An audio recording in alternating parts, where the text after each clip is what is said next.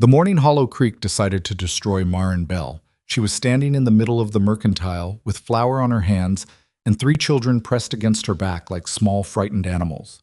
Eldon Marsh, who owned half the credit accounts in town, looked her dead in the eye and said it loud enough for everyone to hear. "We don't extend credit to women who can't manage what their husbands left behind." The store went quiet. Not the polite kind of quiet. The kind where people are very busy studying shelves that suddenly need examining. Marin's oldest, Ada, was 12, old enough to understand what had just happened, old enough to feel it in her chest the way a slap lands different when it's meant to humiliate, not punish. Marin didn't cry. She didn't argue. She set down the small sack of cornmeal she'd been holding and said, "Thank you for your time, Mr. Marsh." Then she walked her children out into the cold. All three of them. And not one of them said a single word until they were 2 streets away and the wind had swallowed the sound of the door closing behind them. If that had been you, if that had been your children watching, what would you have done? Before we go any further, if you're new here, welcome. Stories like this one are what we do. Real people, hard choices, moments that test what we're made of. If that speaks to you, hit that subscribe button right now so you don't miss what's coming. And when you're done watching, drop a comment below and tell me what city or country you're watching from. I want to see how far this story travels. Now, let's go back to Hollow Creek. The winter of that year came in the way bad winters always do. Not all at once, but steadily, like a hand pressing down on the back of your neck. By the time the first real storm settled over Hollow Creek, most families had already put up their preserves, stacked their wood, and drawn their curtains against the cold. They had pantries. They had neighbors with pantries. They had, at the very minimum, the comfort of knowing that tomorrow morning there would be something on the table. Marin Bell had 3 children and a larder that echoed. She didn't talk about it. That was the thing about Marin. She had a particular talent for making nothing look like something, and she had been practicing that talent for going on 8 months since her husband Thomas had died of a fever that came fast and left nothing but debt and 3 small people who needed feeding. Thomas had not been a bad man.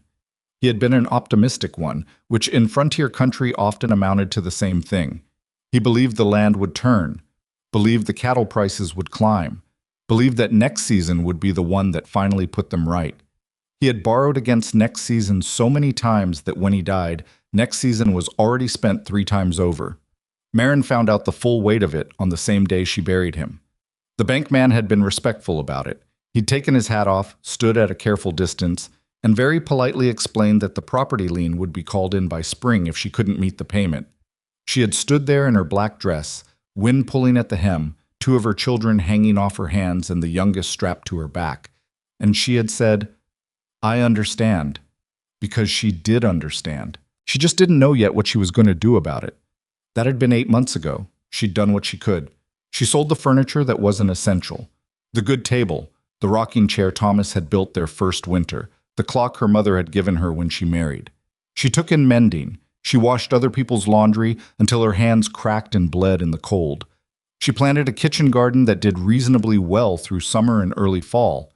And she put up everything she could, and she told herself it would be enough. It wasn't enough. The garden had done less than she'd hoped. The mending work dried up when the Halverson family moved away and took most of their social connections with them. And the laundry work, well, after Eldon Marsh made his little announcement at the mercantile, it seemed like the women who'd been sending their washing over suddenly found other arrangements. She never said this was their doing, but she noticed. By the second week of December, the larder held 4 potatoes, a partial sack of cornmeal that had seen better days, half a jar of rendered grease, some dried beans that had been dried so long she wasn't confident they'd soften, no matter how long she cooked them, and a small heel of bread that had gone stale 3 days ago.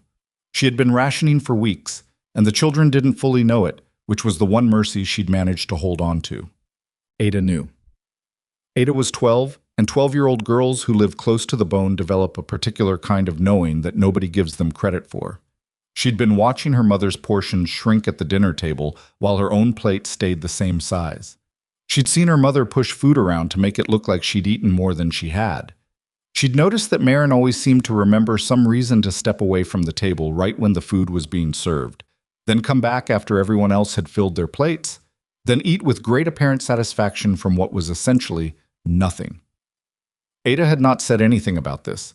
She was 12 and wise enough to understand that some kindnesses work only if nobody names them out loud.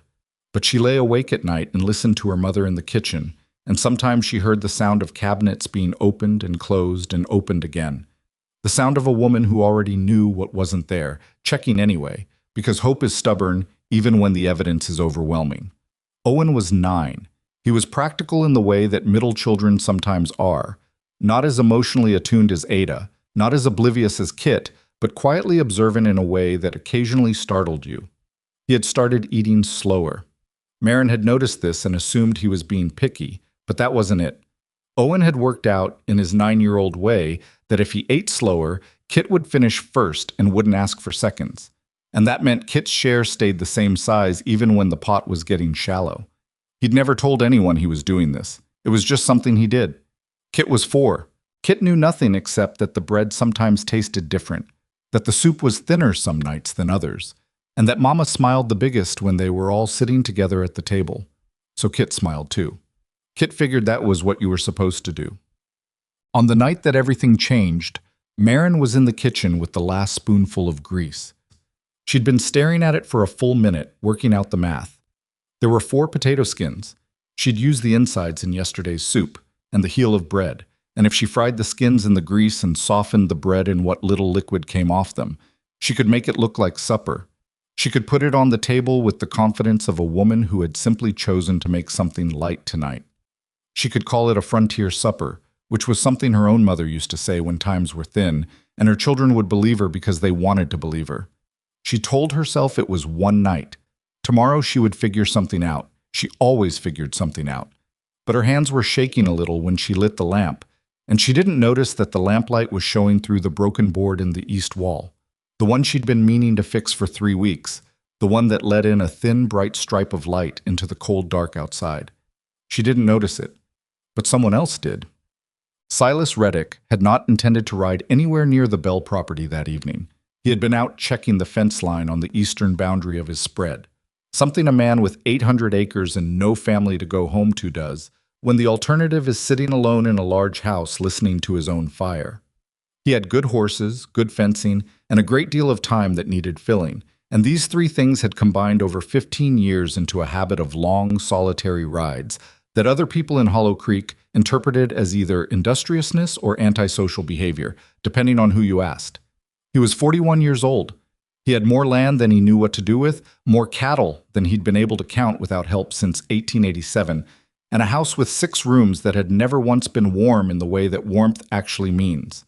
He was also, under several layers of weathered self-sufficiency and deliberate silence, a man who remembered what it felt like to be hungry. Not inconvenient hunger. Not the kind where you skip a meal and feel a little lightheaded. The other kind. The kind that sits down inside you and makes itself at home. The kind he had first known at age 7, when his father had left and his mother had stood in a kitchen a lot like Marin's and done math that didn't add up, and had set food on the table that Silas had eaten without questioning because he'd been 7 and because his mother had been smiling while she served it, and he'd trusted that smile. He'd been older before he understood what that smile had cost her. So when his horse crested the small rise above the collapsing Bell cabin and he saw the light coming through the broken wall, a thin, warm lamplight stripe cutting through the dark, he almost turned away. Almost. Because seeing something you recognize is different from seeing something you don't, and what Silas Reddick recognized in that moment, before he'd dismounted, before he'd crept close enough to see anything clearly, was a kind of light that only comes from a woman working very hard at something in a kitchen that doesn't have enough in it. He stayed. He shouldn't have, but he stayed. He could hear her moving around in there, could hear the thin spit of grease in a pan, not the rich, generous sound of a full supper being made, but the careful, cautious sound of someone making one spoonful last as long as possible. He heard the children come to the table, their voices small and comfortable, the way children's voices are when they feel safe, even when safety is being manufactured entirely by one person's determination. And then he heard Marin say, in a tone so light and easy it would have convinced anyone who hadn't spent years listening for the performance underneath, "Come on then, sit down. I made us a frontier supper tonight, nice and simple, the way your grandma used to do it." He heard the children settle, heard Ada say something he couldn't quite catch, and Marin laugh. a real laugh, or close enough to real that the distinction hardly mattered. And he stood there in the dark with ice forming on the collar of his coat, and he felt something move through him that he hadn't felt in a very long time. It was grief, partly. It was recognition. But it was something else too, something sharp and clarifying, the way pain sometimes is. He stood there until he was confident they were eating and not likely to hear him move. Then he stepped back from the wall and walked to his horse and mounted and rode home through the dark without a single light to guide him, except the stars and the muscle memory of a man who knew his own land. He didn't eat that night. He sat down at the table, his long, solid, well-made table with the candle burning and the remains of a proper supper that his ranch hand Doss had put together before heading to the bunkhouse. And he looked at the food in front of him, and he could not swallow a bite. Not one bite. He sat there until the candle burned low, and then he went to bed, and he lay in the dark, and he thought about a woman frying potato skins in the last spoonful of grease and telling her children it was a feast. I was back before sunrise. He hadn't slept. He'd spent the night in the pantry and the cold cellar and the smokehouse, moving with the kind of quiet focus that overtakes a man when he stops thinking about something and starts doing it instead. He wasn't romantic about it. He wasn't standing in his kitchen feeling noble. He was just a man who remembered what hunger actually felt like, putting together what he could, working by lamplight in the cold, moving quickly because there was a certain window before the town started waking up, and he didn't want a witness to this. He packed flour. A good amount, not so much it would feel like charity, but enough to last several weeks. Bacon, wrapped in cloth the way Doss had taught him. Eggs, nested carefully in a crate with straw. A tin of coffee, real coffee, not the weak stuff. Dried beans that were actually fresh dried. A jar of honey. 2 blankets. Wool, thick, the kind that cost real money. And 3 small things he packed separately, wrapped in brown paper, one for each child. A carved wooden horse for Kit, which he found in the back of a shelf where he'd put it after buying it impulsively at a fair 2 years ago and never given to anyone. A small book of illustrated fables for Ada. He had a lot of books, more than one man could read alone, and this one had pictures and stories and a good binding. For Owen, a good penknife with a handle made of antler, the kind of boy that age could actually use, the kind that said, "I think you're old enough to be trusted with something real." He loaded everything onto the pack horse, rode to the bell cabin in the dark, left it all outside the door without a sound, and was back on the road before the first light touched the eastern ridge. He didn't sign anything. I didn't leave a note. He wasn't sure why he did it that way. It wasn't false modesty. It was more that signing his name to it changed what it was. It made it about him. And this wasn't about him. This was about a woman who had made potato skins into a frontier feast and smiled while doing it, and 3 children who had believed her, and the fact that nobody else in Hollow Creek had apparently thought to do a single damn thing about it. He rode home. He ate breakfast. For the first time in months, the food tasted like something. He'd told himself 1 basket, 1 time. Get them through the worst of it, and then someone in town would step up, or Marin would find a way, because she clearly was the kind of woman who found ways. But the following morning, he rode past, not close, just within sight, from the road, and noticed the cabin looked the same. Cold. Quiet. No smoke from the chimney until late morning, which meant she was rationing the wood too. He went home and packed another basket. This went on for 2 weeks before something happened that he had not expected and did not know what to do with. The basket came back. Not empty. He'd left a basket, and 2 days later, riding past again, he saw it sitting beside the road where she clearly knew it had been left. And inside the basket was a single dried wildflower, pressed flat and tied with a piece of thread, and a piece of brown paper with writing on it. He almost didn't stop. He sat on his horse for a full minute looking at that basket, and something about the situation struck him as suddenly dangerous in a way he couldn't entirely explain. Then he dismounted, picked it up, and read the note. "I don't know who you are. I'm not entirely sure it matters. But I want you to know that what you've done has given my children full bellies and warm nights, and I'm not too proud to say that I needed it. I am, however, too proud not to give something back. So I'm giving you the best thing I've got. M." He stood in the road and read it 3 times. Then he looked at the dried wildflower. It was something that grew in the creek bed in late summer. Nothing valuable, nothing rare, just something someone had taken the time to press and keep and give. Silas Reddick had received gifts before. Land, cattle, deals, deeds, things that had real value by any account. He'd been thanked, formally and professionally, more times than he could count. He put that wildflower in his coat pocket, and he rode home, and he did not take it out again. But it stayed there. The next basket he packed it a little more carefully than before. Over the following weeks, a pattern established itself that neither of them would have been able to explain to a third party without it sounding somewhat unlikely. Silas left baskets. The baskets came back with things inside, but not food, because she wasn't in a position to give food, but other things. The carved wooden bird Owen had made in the 2 evenings since receiving the penknife. A small jar of something preserved from the summer garden that she'd been holding back. A second note, then a third, each one brief and honest in the way that people write when they're not performing for an audience. The beans were perfect. Kit calls you the basket man. I have not corrected her. Ada finished the fable book and wants to know if you have more. I told her I'd ask. She wanted me to ask. So I'm asking. It snowed again last night. We're warm. Thank you for that. Silas wrote back. He hadn't intended to. He'd told himself he was going to leave a supply of books for Ada, and that was going to be the end of the correspondence. But he sat down and wrote a reply, and it was awkward, and not particularly graceful, but it was honest.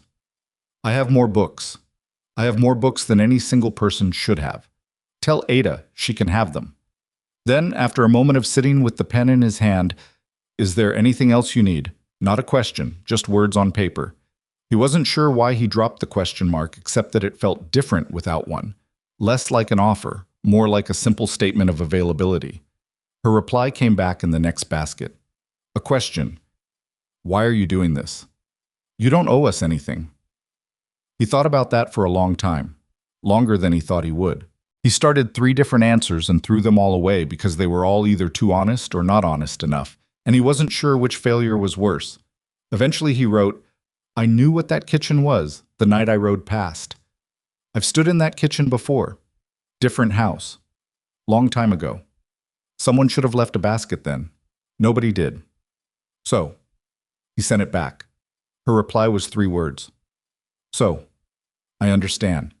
He read it and looked out the window at the snow coming down over the long, empty acres, and he sat with the particular weight of being understood by someone he had never spoken to directly. Someone he had only ever watched through a crack in a broken wall, from the dark, making something out of nothing for 3 children who deserved better.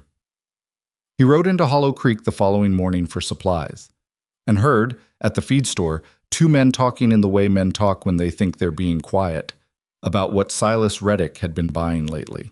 He kept his face still, paid for what he'd come to buy, left without rushing. But on the ride home, he understood that the quiet arrangement he'd constructed, the anonymous baskets, the careful distances, the unwitnessed kindness, was not going to last much longer. And he was right. It was going to take exactly 8 more days before Hollow Creek made Marin Bell the target of something far more damaging than one man's contempt in a mercantile. 8 days. That was how long it took for Hollow Creek to turn a man leaving food on a widow's doorstep into something that required a public opinion. It started, as most things in small settlements start, with someone who had too much time and not enough trouble of their own. Vera Cutler ran the dry goods counter on the south end of Main Street, and Vera had the particular gift of a woman who could watch a man load supplies onto a pack horse from across a road and have the complete narrative assembled before he'd finished tying the last knot. She hadn't seen Silas Reddick making deliveries.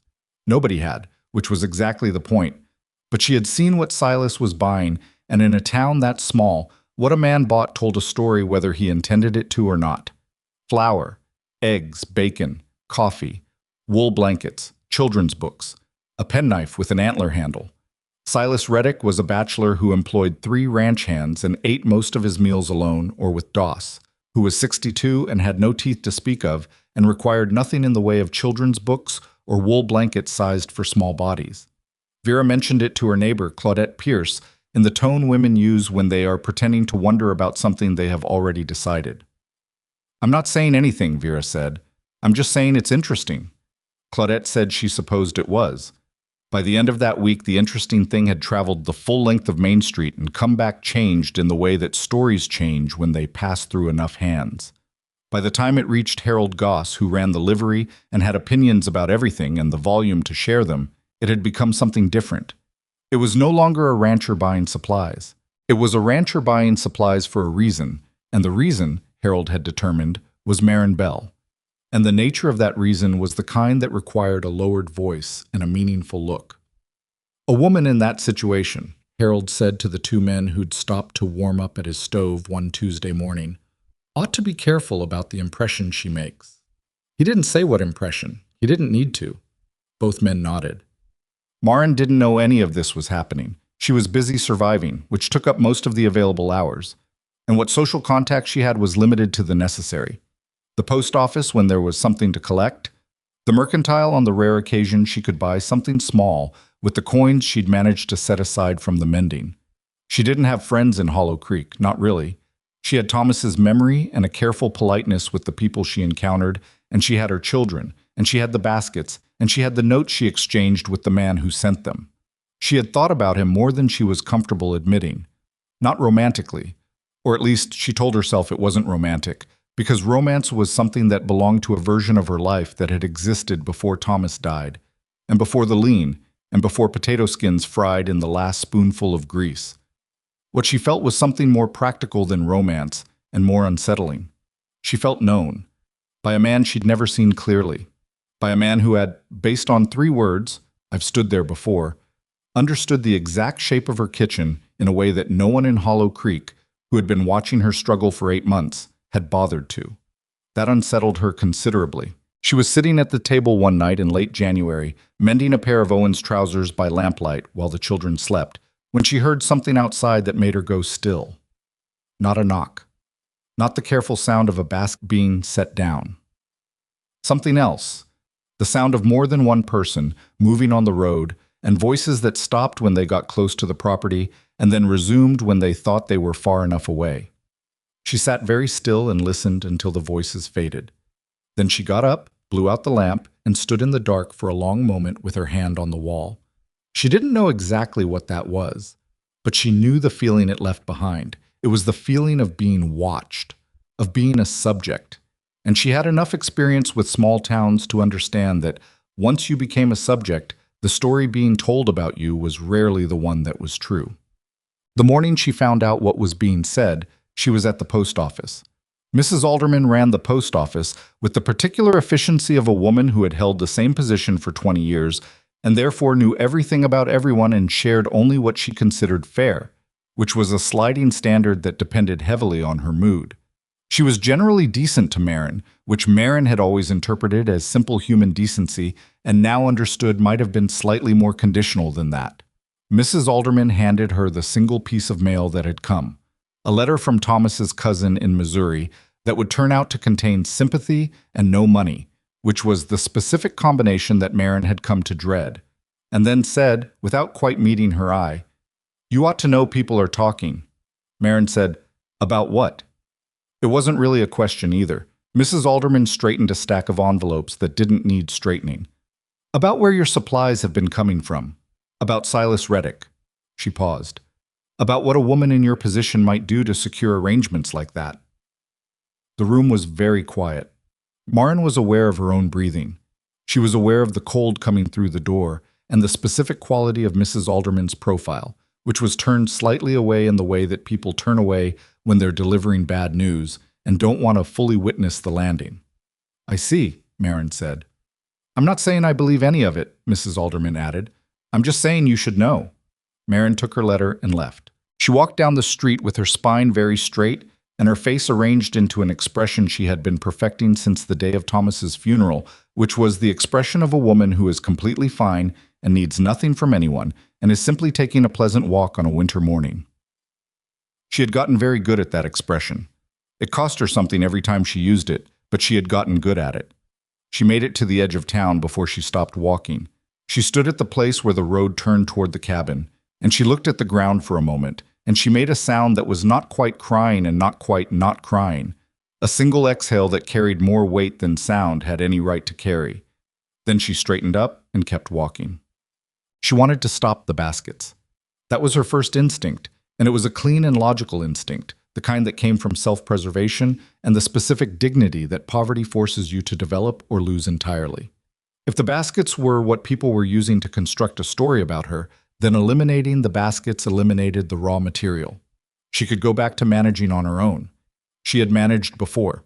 She would figure something out, the way she always figured something out. And it might be very hard for a while, but it would be hers, and nobody could say anything about it that she hadn't already said to herself. She had that thought, and it was very convincing, and she held on to it for approximately 2 days. Then Kit woke up in the night coughing. It was not a bad cough. Children coughed in winter. It was a simple fact of life, and Marin was not the kind of mother who catastrophized every sniffle. But she sat beside Kit's small bed in the dark and put her hand on her daughter's forehead and listened to that cough, and thought about the winter still stretching out ahead of them with 3 weeks of serious cold still to come, and thought about the firewood situation and the food situation and the fact that Kit had been thinner than she should be, and the cough went on for another 20 minutes before it finally settled. Marin sat there after it stopped. Kit's breathing evened out. The cabin was very cold. She did not stop the baskets. But she did send a note, a different kind than the ones before. People are talking about us, about what kind of arrangement they think this is. I don't know who you are, and I don't know if you've heard what's being said, but I think you should know that your name is being used alongside mine in ways that are not kind to either of us. I won't tell you what to do. That's not my place. But if you want to stop, I understand. No explanation needed. M. She sent it back in the basket the following morning, and then she waited, and she told herself she was prepared for whatever the answer was, which was a lie, but a useful one. The reply came back in 2 days. It was longer than his previous notes. His handwriting was not elegant. It was the handwriting of a man who learned to write from practical necessity rather than formal schooling, big and uneven, and pressing hard on the paper like he was making sure it stuck. I've heard. I'm not going to pretend I haven't, and I'm not going to pretend it doesn't irritate me, because it does, considerably. But I want to be plain with you. What people think I'm doing is not what I'm doing, and what they think you're doing is not what you're doing, and the fact that they can't tell the difference between a man leaving food for a hungry family and something else is a problem with them, not with us. I'm not going to stop. If that makes trouble for you, I'm sorry for it, but I'm not going to stop doing a thing that's right because other people have decided to make it ugly. That's their decision, not mine. S.R. Marin read it twice. Then she folded it and put it in the same place she kept the other notes, which was inside the cover of a book Thomas had given her the first year they were married, which she kept at the bottom of a trunk under a quilt, which was possibly more hiding than a few pieces of paper required, but which felt correct anyway. She sat with what she was feeling and did not try to name it. She met him for the first time by accident, which was also possibly the only way it could have happened, given that they'd both spent weeks carefully constructing an arrangement that didn't require them to be in the same place at the same time. It was a Thursday in early February. She had walked into town with Ada to pick up the mail and get a small amount of flour. She had a few coins, just enough, and she'd been putting off the trip because of the cold, but the flour situation had become pressing. They were on their way back, Ada carrying the small parcel of mail and Marin carrying the flour, when they came around the corner of the feed store and nearly walked directly into Silas Reddick, who was coming the other way with a purpose to his step that suggested he hadn't been watching where he was going either. They stopped. All three of them. Marin had a general idea of what Silas Reddick looked like, the way you had a general idea about anyone in a small town you'd never directly spoken to. Tall, big through the shoulders. Somewhere in his early 40s, she'd have guessed, with a face that had been outdoors for most of those years and showed it. Not an unpleasant face. Not a pleasant one either, exactly. The kind of face that had been arranged over a long time into an expression of careful neutrality, like a door that was shut but not locked. He looked at her. She looked at him. Ada looked at both of them. The silence lasted about 3 seconds, which was long enough to be unmistakable, and then Marin said, "Mr. Reddick." He said, "Mrs. Bell." He said it like someone who had practiced not saying something else first. She adjusted the flour sack in her arms. I was looking at her in a way that was direct without being aggressive. The look of a man taking a genuine accounting of the person in front of him, which was different from being stared at, and which she appreciated even while it was slightly uncomfortable. He said, "Are you getting along all right this week?" Again, not a question, the same construction as the notes. She said, "We're managing. Kid had a cough earlier in the week, but she's through it." He nodded. Something in his jaw shifted slightly, which she would have said was relief if she'd known him better. Ada, who had been watching this exchange with the focused attention of a 12-year-old who knew something important was happening and was determined not to miss it, said, "Are you the basket man?" Silas looked at her. "The what?" "Kit calls you that," Ada said, without any apparent embarrassment. "The basket man. Because of the baskets." The neutrality in his face did something complicated for a moment. He said, "I suppose I am." Ada considered him with the systematic appraisal of a child who takes cataloging people seriously. Then she said, "The fable book was very good. The one about the crow was my favorite." He said, "Which part?" She said, "The part where everyone told him he couldn't do it, so he just did it anyway and didn't make a big thing out of it." Something happened in Silas Reddick's face then that Marin didn't have a word for. It was brief and went away quickly, sealed back behind the neutrality. But she saw it. He said, "That was my favorite part too." He tipped his hat to Marin. He said, "Mrs. Bell, I hope the rest of your week is easier." She said, "Thank you, Mr. Reddick." And that was the first conversation. 40 seconds, maybe. Less. Ada talked about it for 3 days, which was both touching and somewhat inconvenient. The gossip, in the meantime, had been doing what gossip does when nobody with authority steps in to stop it. It had been growing. The problem was not just that people were talking. The problem was who was talking and in what combination. Eldon Marsh, who had never liked Silas Reddick on general principle. Something to do with a property dispute in 1884 that had gone in Silas's favor through pure legal correctness and Eldon had never gotten over, had found in the gossip a convenient frame for grievances that had nothing to do with Marin Bell. He had started making comments in public places, the kind that were careful enough to be deniable but pointed enough to land. "Man his age, no wife, suddenly buying for a family of 4, Eldon said at the hardware counter one morning while 3 other men stood close enough to hear. "Doesn't take much imagination to figure what he expects back." The man behind the counter, Ned Harwick, said nothing. He was not a brave man in social situations, Ned. He continued counting nails. But Percy Doyle, who was 26 and worked at the livery and had approximately 1/3 of the judgment that age should have produced by that point, laughed. Not loudly, but he laughed. That laugh traveled, the way those laughs always do. By the first week of February, Marin had begun to notice that the women who passed her on the street were doing so with a certain specific quality of avoidance, not rude, not outright hostile, but the careful, measured distance that women put between themselves and another woman's reputation when they're worried about contamination. A nod from across the street instead of a hello from 6 feet away. Eyes that had somewhere else to be when she looked up. She noticed. She cataloged it in the same internal ledger where she kept everything she couldn't afford to spend energy on yet. She kept moving. But the morning she overheard the thing that broke her composure, if only briefly, was the morning she was passing behind the mercantile and heard 2 women talking on the other side of the wall, voices carrying clearly in the cold air. I feel sorry for her children, that's all I'm saying. Growing up in a house where the mother has made herself, a pause, the kind used for effect, available. What kind of example is that? The other woman, Silas Reddick is a hard man, not the kind to do something for nothing. The first woman, that's exactly what I mean. Marin stood behind that wall for a moment. She had Owen's hand in hers. She'd brought him along that morning because he'd been asking to see the smithy, and she was very aware of Owen's small fingers laced through hers, aware that he was 9 and probably hadn't fully understood what he'd heard, but might have caught enough to ask about it later. She didn't let her hand tighten. She kept her grip exactly the same. She walked Owen past the mercantile, past the smithy, 3 buildings farther down the road, and then she crouched down to his level and looked at him and said, "You doing all right?"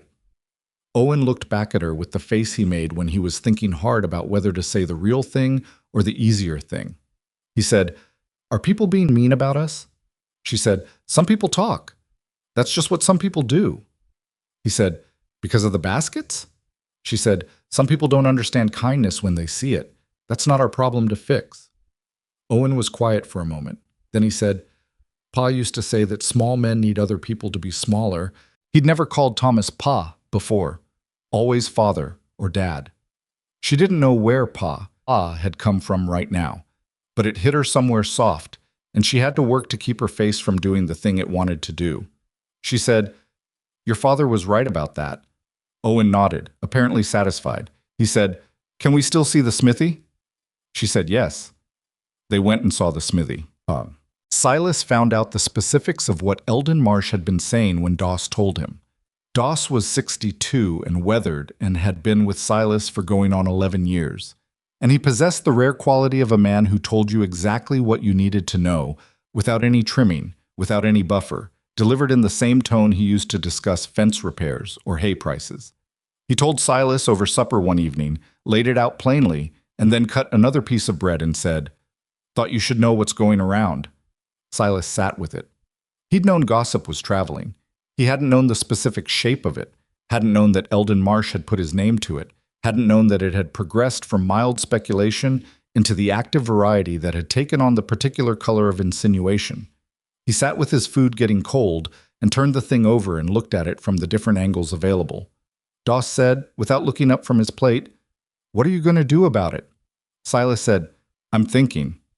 Doss said, "While you're thinking, a woman's name is getting dragged through the street." Silas said, "I know that, Doss. Just making sure it was clear." Silas pushed back from the table and stood up and went to the window and looked out at the dark, which was what he did when he needed to think without being looked at. He stood there for a while. The arrangement had been working. It had been working in the careful, quiet way that things work when you've thought them through and kept them contained. He was not a man given to grand gestures. He was not a man who enjoyed being watched. He had built 15 years of deliberate solitude specifically to avoid being a subject of public discussion. And now he was one anyway. And the woman being damaged by it was the same woman who had pressed a wildflower in brown paper and sent it back in a basket because she was too proud not to give something in return. He said, without turning from the window, "If I go public with it, if I ride down Main Street with a basket tied to my saddle and knock on her door in front of every person in this town, it either fixes it or it makes it worse." Doss said, "Which do you think?"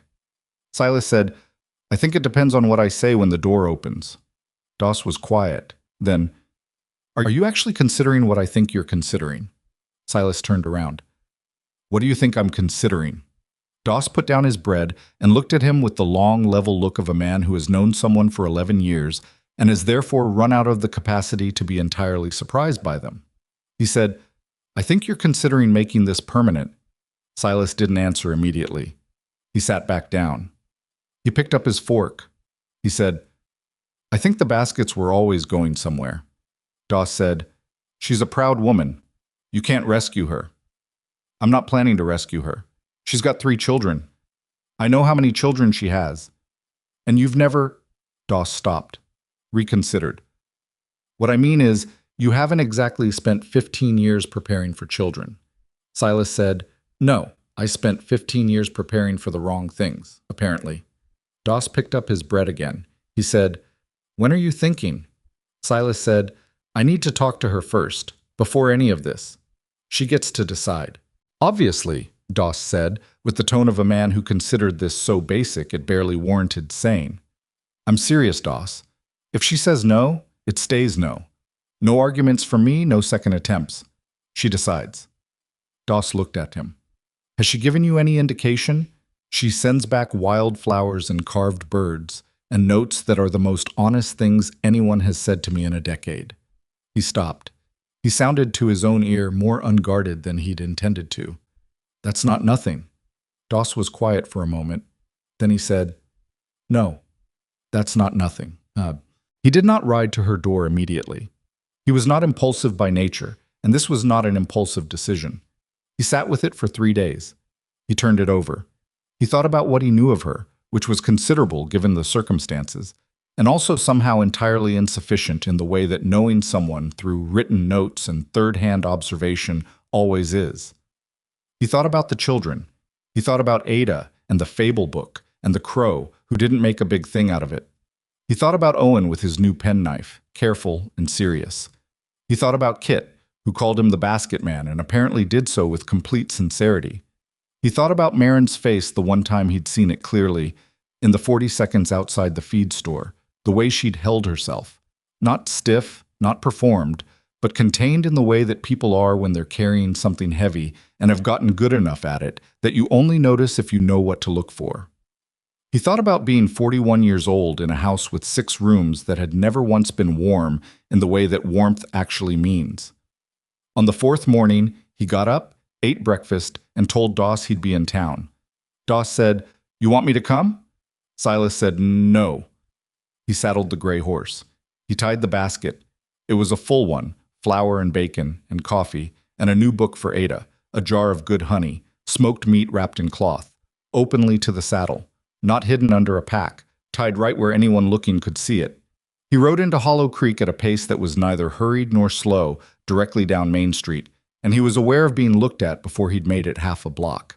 He did not adjust his posture. He kept his eyes forward with the particular quality of a man who knows what he looks like and has decided it's fine.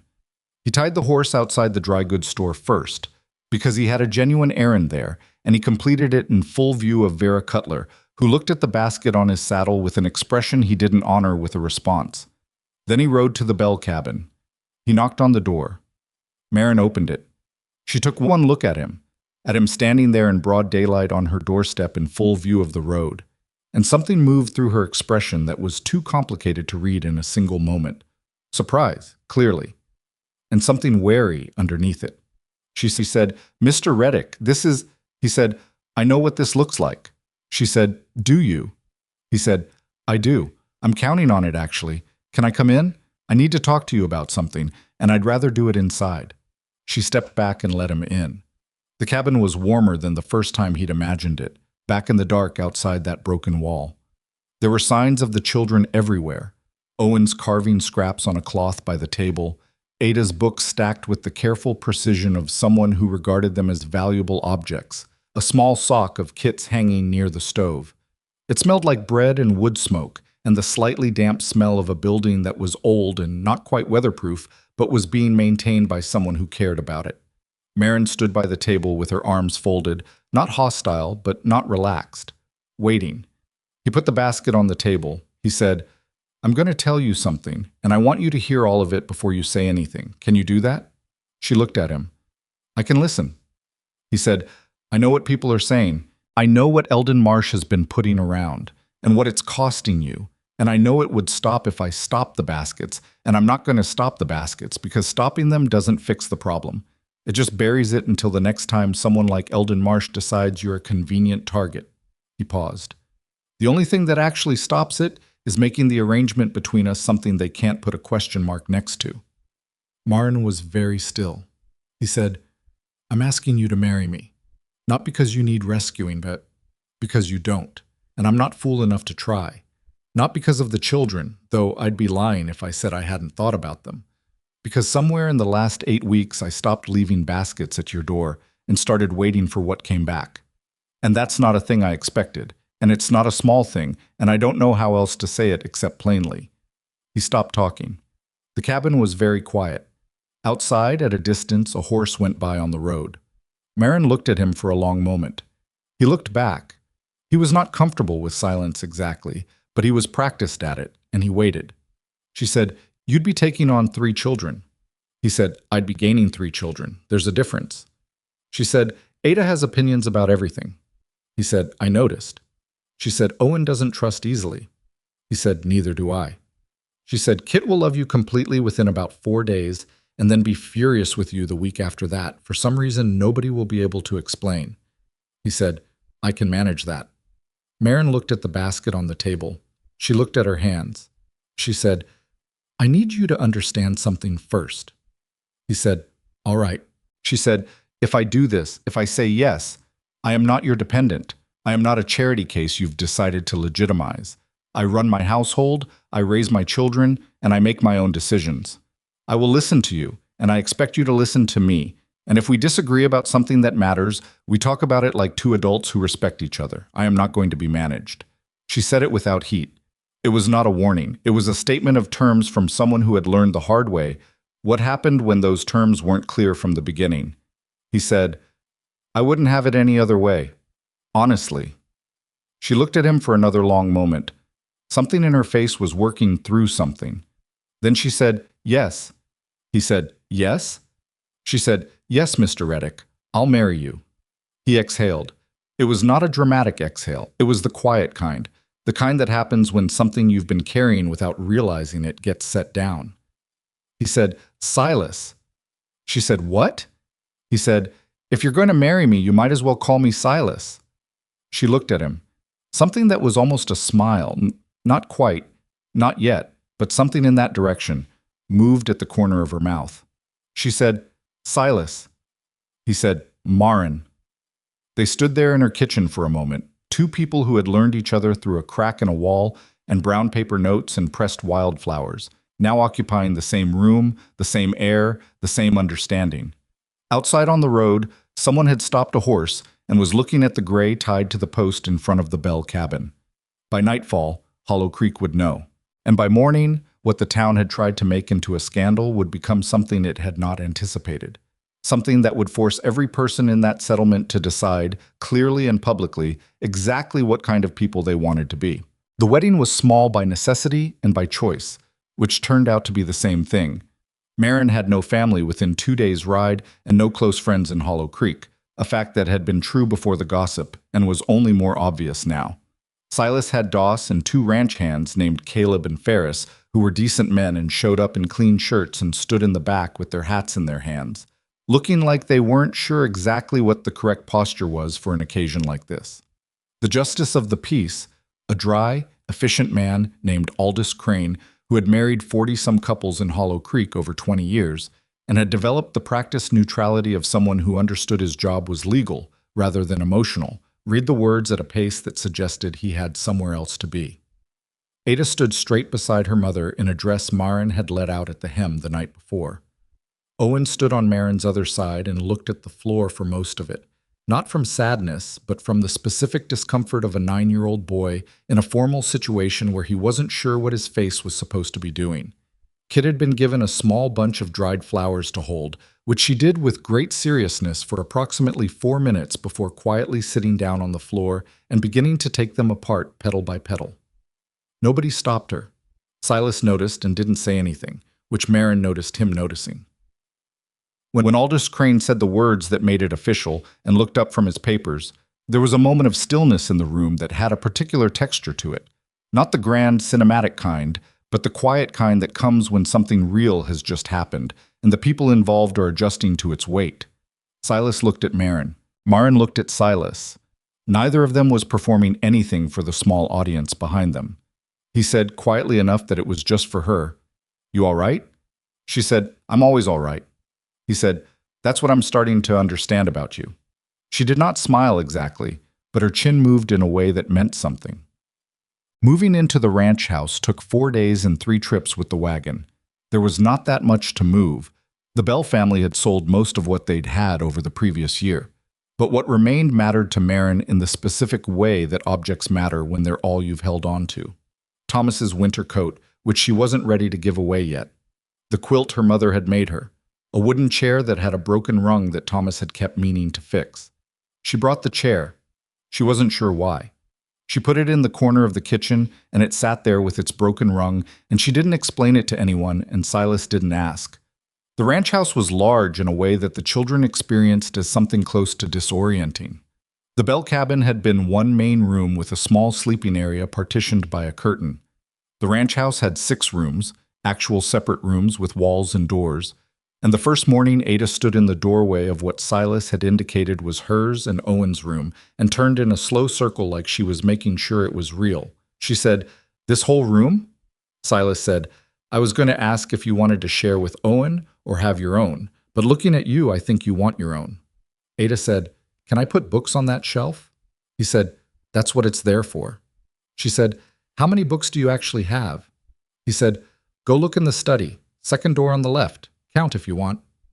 She was gone for the next hour and a half. They could hear her in there, moving around, the occasional sound of a book being pulled from a shelf and opened. Owen went to find her twice and came back reporting that she didn't want to be disturbed.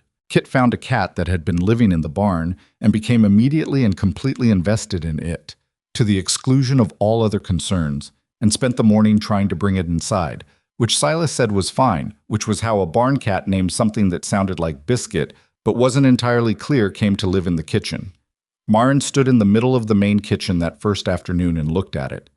It was a good kitchen, bigger than she was used to, better equipped, with a real iron stove that had 2 functioning dampers and a bread shelf built into the side. There were pots she didn't recognize, a cutting block that was solid wood and had seen years of use, a window above the work counter that looked out toward the eastern pasture. She put her hands on the counter. The wood was cold but solid. It didn't shift. She stood there for a moment, and she did not think about Thomas, or about the cabin, or about the larder that had echoed. She thought about tomorrow morning, when she would build a fire in this stove and make breakfast for her children in a kitchen with actual food in it, and how that was going to feel. She breathed in, she breathed out. Then she got to work unpacking. The first 2 weeks were not easy and not hard, but something more complicated than either.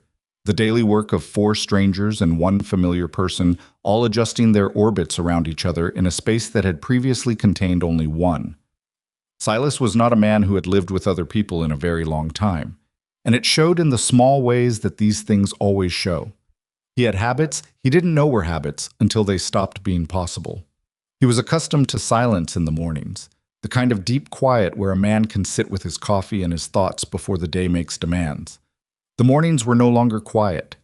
Kit was an early riser and apparently had been all her life, and she woke up at what Silas estimated was approximately the same time he used to go to bed after a late night, and she woke up at full volume and full energy, the way 4-year-olds do, as if sleep had been merely a pause in an ongoing performance rather than any kind of genuine rest. He sat at the kitchen table the 3rd morning with his coffee, and Kit sitting across from him eating porridge and telling him about a dream she'd had about the cat, in the detailed and non-linear way that 4-year-olds recount dreams, which required occasional nodding but no particular verbal response. He sat there and drank his coffee and listened. It was not peaceful in the way he was used to. It was something else. He didn't have a word for it yet. Owen was the harder piece of the adjustment, which Silas had expected and which Maren had warned him about, and which was still harder than the warning had prepared him for. Owen was not hostile. He was not rude or difficult in any way that could be pointed at directly. I was simply absent in the particular way that children are absent when they've decided not to invest in something yet. Present in body, doing what was asked of him, eating his meals, answering when spoken to, but with a quality of held-backness that Silas recognized because he had been doing it himself for 15 years. He didn't push Owen. He understood instinctively that pushing was exactly wrong.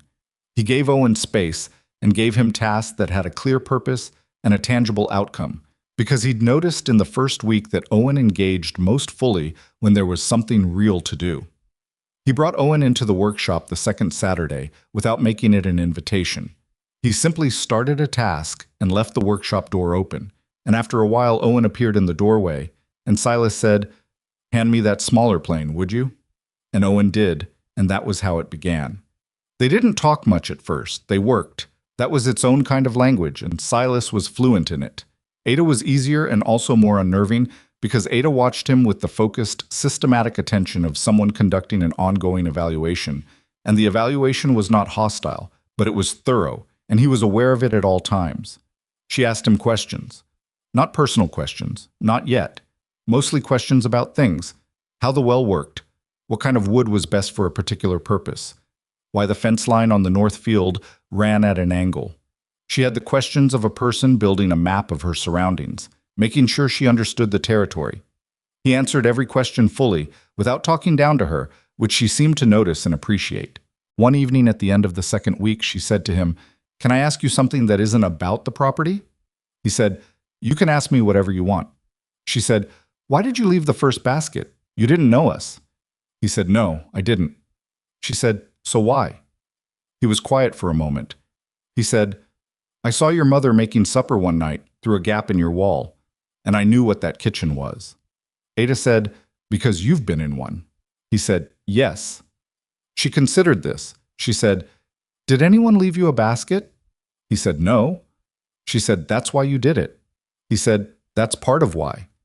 She looked at him with the level, undeceivable look that she had, and that reminded him powerfully of Maren. Then she went back to her book, apparently satisfied. The news of the marriage had traveled through Hollow Creek in the expected way, which is to say, at speed, with embellishment, and with the general quality of a fire that had been given fresh fuel. Some people were simply surprised, in the neutral way. A few were genuinely glad. Rancher Archie Boone and his wife had known Silas for years and had always thought his solitude was a choice he'd made by default rather than by design. And when Archie heard the news, he'd said, "Well, good for him," and meant it, and that had been the end of his engagement with the matter. But Eldon Marsh was not Archie Boone. Eldon processed the news of the marriage the way a man processes the closing of a loophole, with the specific fury of someone who'd been running a strategy that has just been made invalid. The gossip had been his. Not entirely, not originally, but he'd shaped it and given it direction and lent it his credibility, such as it was, and now it had been countered not by argument or denial, but by the blunt, unambiguous fact of a legal marriage. He couldn't call it an arrangement anymore. He couldn't suggest impropriety without making himself look foolish. The specific weapon he'd been using had been taken away. So he found a different one. He spent a week talking to the right people, the ones who sat on the informal council that governed community matters in Hollow Creek, the ones whose names carried weight at public meetings, the ones who had influence over things like water rights applications and grazing boundary agreements, things that Silas Reddick would need the goodwill of the community to maintain. He talked to these men carefully, one at a time, in the language of concern rather than accusation. He spoke about instability. He spoke about a man who'd acted rashly. He spoke, with great apparent reluctance, about the children. 3 children brought into a household by a man with no experience of family, no understanding of what he was taking on. "I'm not saying anything against either of them," he told Howard Crane, whose cousin was Aldous Crane, and who therefore had some relevance to the legitimacy of the marriage itself. "I'm just saying the community has a responsibility to make sure this arrangement is what it appears to be, for the sake of those children." Howard Crane said he supposed that was a fair concern. The meeting was announced 10 days after the wedding. Marin found out from Mrs. Alderman at the post office, who told her the way she'd told her the gossip, without quite meeting her eyes, with the slightly pained expression of someone delivering news they're not entirely comfortable with, but feel obligated to pass on. An emergency community meeting, called by members of the informal council. The purpose listed, in the careful language of public documentation, as a discussion of community welfare and the well-being of dependent minors in the Reddick household. Marin came home from the post office and stood in the kitchen and told Silas, and her voice was steady, but her hands were doing a thing she was not unaware of, a slight tightness in the fingers that happened when she was working to keep herself level. She said, "They're saying it's about the children's welfare." Silas said, "It's about Eldon Marsh." She said, "Same outcome either way." She set down the mail. She said, "I don't want to go. I want to keep the children out of it. Whatever those people have decided about us, I don't want my children sitting in a room listening to it." He said, "I know." She said, "Can we just ignore it? What can they actually do?" He said, "Legally, not much. But Eldon has friends on the Water Commission, has friends who control the grazing permits on the north boundary. They can make the ranch difficult to run in ways that are just barely within their authority." He paused. "I'm not scared of Eldon Marsh, but I'm not going to pretend he can't cause real trouble." She was quiet. She was looking at this table. He said, "I think we go." She said, "To let them say whatever they want about us in public?" He said, "To answer it." She said, "Silas?" He said, "Marin, listen. They've been telling a story about you for 3 months. The story is wrong. The only way to change the story is to walk into the room where it's being told and say so." She looked up at him. She said, "And the children?" He said, "That's your call. Whatever you decide about the children." She thought about it for a long time. He let her think. He didn't fill the silence, which was one of the things she had already come to understand about him, that he was someone who could let silence exist without needing to resolve it. She said finally, "If we go, we all go." He said, "All of us?" She said, "All of us. Together. If they want to question whether my children are well taken care of, let them look at my children and ask them directly." He said, "They'll try to use the children to upset you." She said, "Then they'll find out what happens when someone tries to use my children." She said it quietly, without heat. He believed her completely. The night of the meeting, Hollow Creek filled its community hall to a capacity it rarely achieved outside of elections. People had been talking about this meeting for 4 days, and in a settlement of that size, 4 days was enough time for the subject to reach everyone, including people who hadn't particularly cared about it before, but had been persuaded by proximity that they should. The hall was a plain building, wooden walls, wooden benches in rows, a raised platform at the front where the council sat when council business was conducted. It smelled like the inside of a coat closet and could hold perhaps 100 people if they were willing to stand at the back. That night it held close to 120, which meant the back wall was thick with people standing, and the heat of that many bodies in a closed space had made the room too warm before the thing had even started. Eldon Marsh sat at the council table at the front.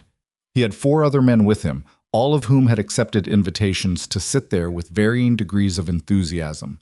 Howard Crane, who was there because he felt he had to be. Walt Pritchard, a long-standing member of the Water Commission who genuinely agreed with Eldon's concerns and had come with prepared remarks. 2 other men whose names Marin had never learned and whose expressions suggested they'd been told this would be brief. The Reddick family entered together. Silas came first and held the door, and then Marin, and then Ada with her chin at exactly the angle that communicated she was aware of being looked at and was choosing not to care about it, and Owen just behind her moving with the careful tread of a boy who was paying attention to everything, and Kit last, holding Marin's hand and looking around at the crowd with the fearless, curious gaze of a 4-year-old who does not yet understand the specific flavor of social hostility. The room went quiet in the way rooms go quiet when the subject has just entered. They walked to a bench that had been left open midway down, not at the front, not at the back, but in the middle, visible from the platform and visible to the rest of the room. Marin sat down. Ada sat on one side of her, Owen on the other. Silas sat at the end of the bench with Kit beside him, and Kit immediately climbed halfway into his lap to see better, which he allowed without rearranging his expression. Eldon opened the meeting with the language he'd prepared, which was careful and unhurried and framed everything in the vocabulary of community responsibility. He spoke about the suddenness of the marriage. He spoke about the lack of community oversight. He used the phrase "the welfare of the children" 4 times in 6 minutes, and each time he said it, he let it sit in the air for a beat before moving on. Then Walt Pritchard spoke, and Walt was less careful than Eldon and therefore more revealing. Walt said plainly that a man who spent 15 years building a ranch with no family had no business taking on 3 children in a matter of weeks, and that the arrangement smelled to him like a woman who'd seen an opportunity and taken it, and a man who'd acted without thinking.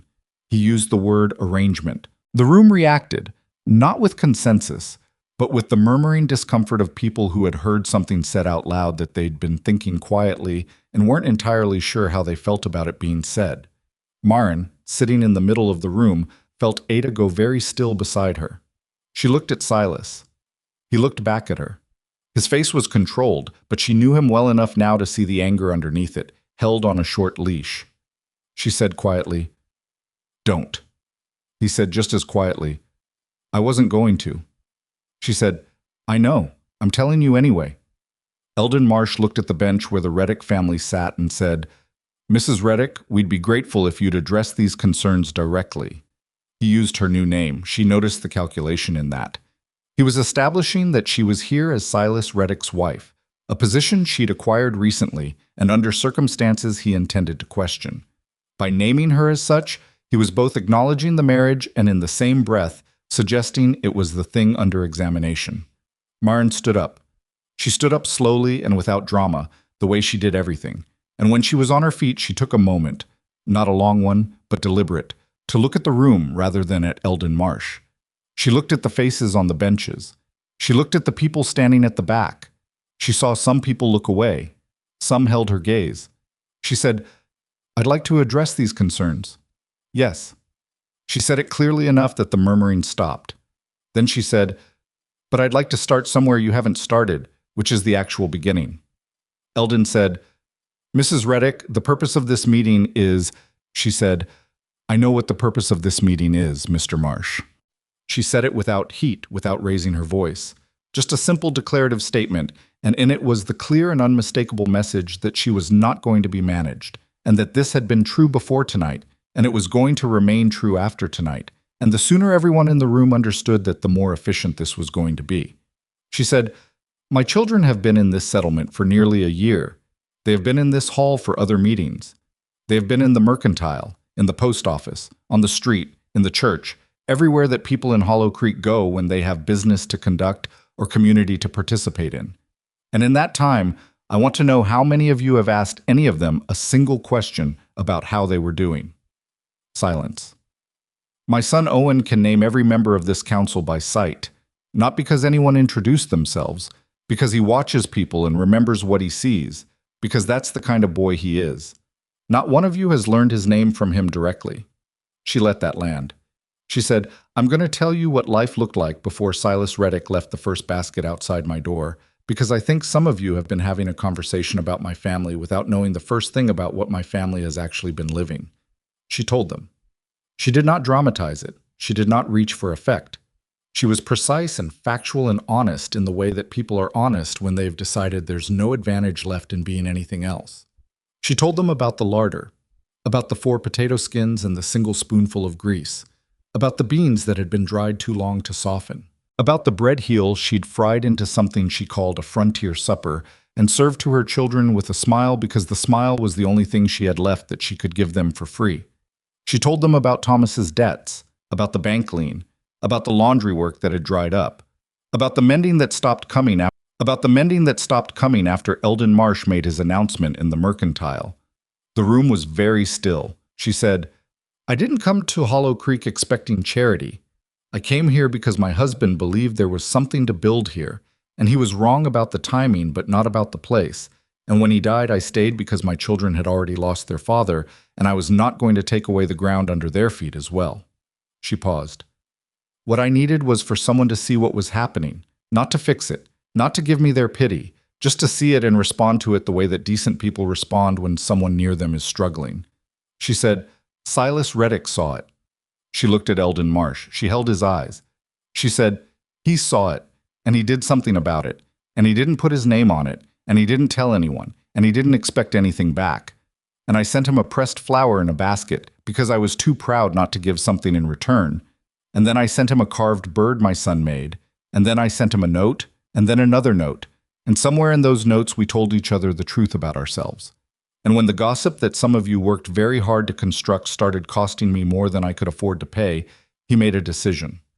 She said, he made that decision in broad daylight, on Main Street, with a basket tied to his saddle where everyone could see it, because he is not a man who hides what he does or apologizes for doing right. Walt Pritchard said, from the council table, with respect, ma'am, we're not questioning his intentions. We're questioning his judgment. Taking on 3 children when you've got no experience. He stopped.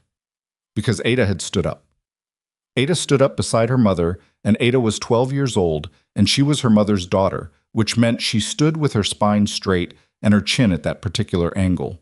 She looked at Walt Pritchard with the specific, clear gaze of a child who has learned to see through performances. She said, Mr. Pritchard, my mother said she wanted to start at the beginning. Can I say something too? Walt Pritchard looked thrown. He glanced at Eldon Marsh. Eldon gave a small nod that communicated he thought this was fine, that a child's statement was unlikely to change anything and might even be useful. He didn't know Ada. Ada said, Silas, Mr. Reddick, has been with our family for 4 weeks now. He taught my brother to use a plane in the workshop. My brother won't let anyone touch that plane now. He carries it around. A brief pause. He bought me books. Easy books. Real books. He asked me what I thought about them, and then told me when he disagreed and didn't make me feel stupid for the parts I'd gotten wrong. She said, he let my sister bring a barn cat into the kitchen. A few people made a sound that was almost a laugh, not mocking, the other kind. Ada said, you're asking if he has experience with children. I don't know what experience looks like to you, but I know what it looks like to me. It looks like someone who pays attention.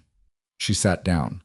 Owen looked at her. He didn't say anything, but he nodded once, the serious nod of a boy who has agreed with something completely. Maren put her hand briefly on Ada's shoulder, just briefly. Then something happened that nobody had been expecting. Silas stood up. He didn't stand up with a speech prepared. He stood up the way a man stands up when he's decided something, and the deciding is already done, and what's left is just the doing of it. He said, I'm going to say one thing, and then I'll sit back down. The room waited. He said, I've lived in this settlement for 15 years. I've paid my taxes, honored my contracts, kept my fences, attended what needed attending. In 15 years, I have not asked a single thing of this community that wasn't a simple business matter. He looked at the council table. So I want to be clear. I'm not here to defend my marriage. My marriage doesn't need defending. I'm not here to defend Marin's character. Her character is evident to anyone paying the slightest attention. He said, what I want to know is simpler than that. I want to know why it took me leaving an anonymous basket in the dark before anyone in Hollow Creek did a single thing for a family that was struggling 1 mile from Main Street. He looked around the room, not accusatory, just looking. He said, Marin's children were hungry. Not hungry in the inconvenient way, hungry in the way that doesn't go away when you lie down. And this town knew. You knew what Thomas left behind. You knew the bank had a lien on the property. You knew she was taking in laundry and mending to keep her children fed. And when the gossip started moving about her, some of you stopped sending the laundry. The room had a particular quality now. Not defensive. Something more uncomfortable than defensive. The quality of a room where people are looking at a truth about themselves that they would prefer not to look at. He said, I'm not saying this to make enemies. I'm saying it because if this community is going to call an emergency meeting about my household, I think this community ought to have the full picture of what my household is and what it replaced. My wife stood up here tonight and told you the truth. My daughter stood up and told you the truth. Now I'm standing up and I'm asking, what are we going to do with it? He sat down. The room was silent for long enough that it became a different kind of silence. Not the stunned kind, but the digesting kind. The kind that happens when something has been said that can't be unsaid. And the people in the room are working out what it means for them personally. Eldon Marsh opened his mouth. He was cut off by Archie Boone. Archie Boone was 64 years old, had been ranching in the Hollow Creek territory since before the settlement had a proper name, and had a presence in a room that came not from volume or aggression, but from a kind of settled, unshakable solidity that people who had been through many winters and kept their word through all of them sometimes developed. He didn't stand up from the audience. He stood up from the second seat at the council table, where he'd been sitting quietly since the beginning of the meeting, and his standing made Eldon Marsh's opening of his mouth irrelevant. Archie said, I'm going to make a motion. Eldon said, Archie. Archie said, I'm making a motion, Eldon. You can second it or you cannot. He looked at the room. He said, I move that this council formally recognize the Reddick household as a legitimately established family and that any further public challenge to their standing be considered settled as of tonight. Howard Crane said without hesitating, seconded.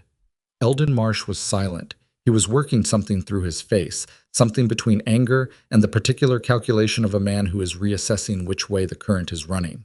Archie said, all in favor. Howard Crane, aye. Walt Pritchard said nothing. He looked at his hands. The two men on the end of the table, the ones whose names Marin didn't know, said aye, almost simultaneously, with the energy of men who were relieved to have a direction to go. Archie said, motion carries. He looked at Eldon Marsh. You're welcome to record it however you like, Eldon. Eldon Marsh did not say aye.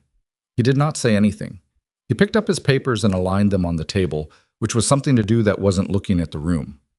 But then something else happened, something that was not on any agenda. A woman in the fourth row, Dorothy Hale, who ran the boarding house and had lived in Hollow Creek for 12 years and had until tonight been one of the people who crossed the street to avoid Marin's eye, stood up. She said, I want to say something. The room shifted. Dorothy said, I knew Marin's larder was empty. I didn't know exactly how empty, but I knew it wasn't full, and I told myself it wasn't my business. She stopped. She said it again, like she needed to hear herself say it twice. I told myself it wasn't my business. She sat down without saying anything else. There was a silence. Then a man 3 rows back, a rancher named Tom Calloway, who kept cattle on the south end of the territory and had 2 daughters near Ada's age, said, we called her proud. He said it to the room rather than to anyone in particular. When she didn't ask for help, we called her proud like it was a flaw, and then we watched her kids go thin through winter and we said, it wasn't our place. He said, that's not Marin Bell's failure. That's ours. More silence. Kit, who had been sitting quietly in Silas's lap with a degree of patience that was exceptional for a 4-year-old and had clearly reached its natural limit, chose this moment to lean up and say something into Silas's ear in the particular not quiet whisper that 4-year-olds use when they think they're being discreet. What she said was, "Are we going home soon? I want to feed Biscuit." Silas said, also not quietly, "Almost." Several people near them heard this. The tension in the room, which had been held taut for the last half hour, did something complicated. Not broke exactly, but shifted, the way the air shifts slightly when a window is opened somewhere. Owen, for the first time that night, almost smiled. He caught himself and stopped, but Ada had seen it, and she bumped his shoulder with hers, and he bumped back, and neither of them said anything.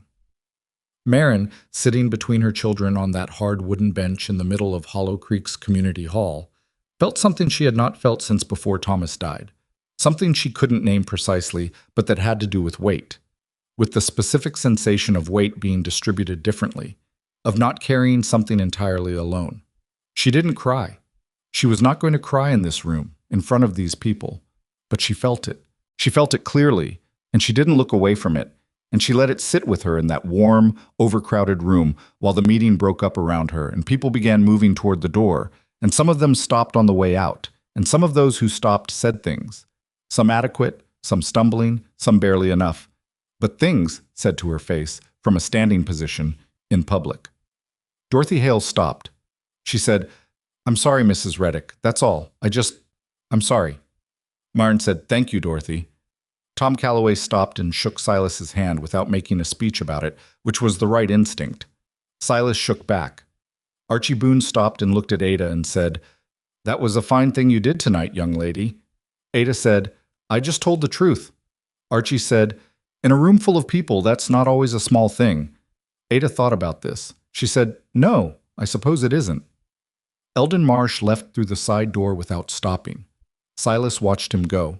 He had nothing to say to Eldon tonight, and Eldon had nothing to say to him that would be worth hearing, and they both understood that, and the understanding was a kind of settlement, even if it wasn't the friendly kind. They walked out last, the 5 of them, the way they'd come in. Silas held the door.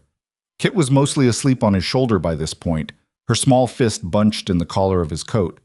Owen walked close enough to Marin that their arms almost touched, not holding her hand. He was 9, and there were limits, but close enough that the almost touching was deliberate.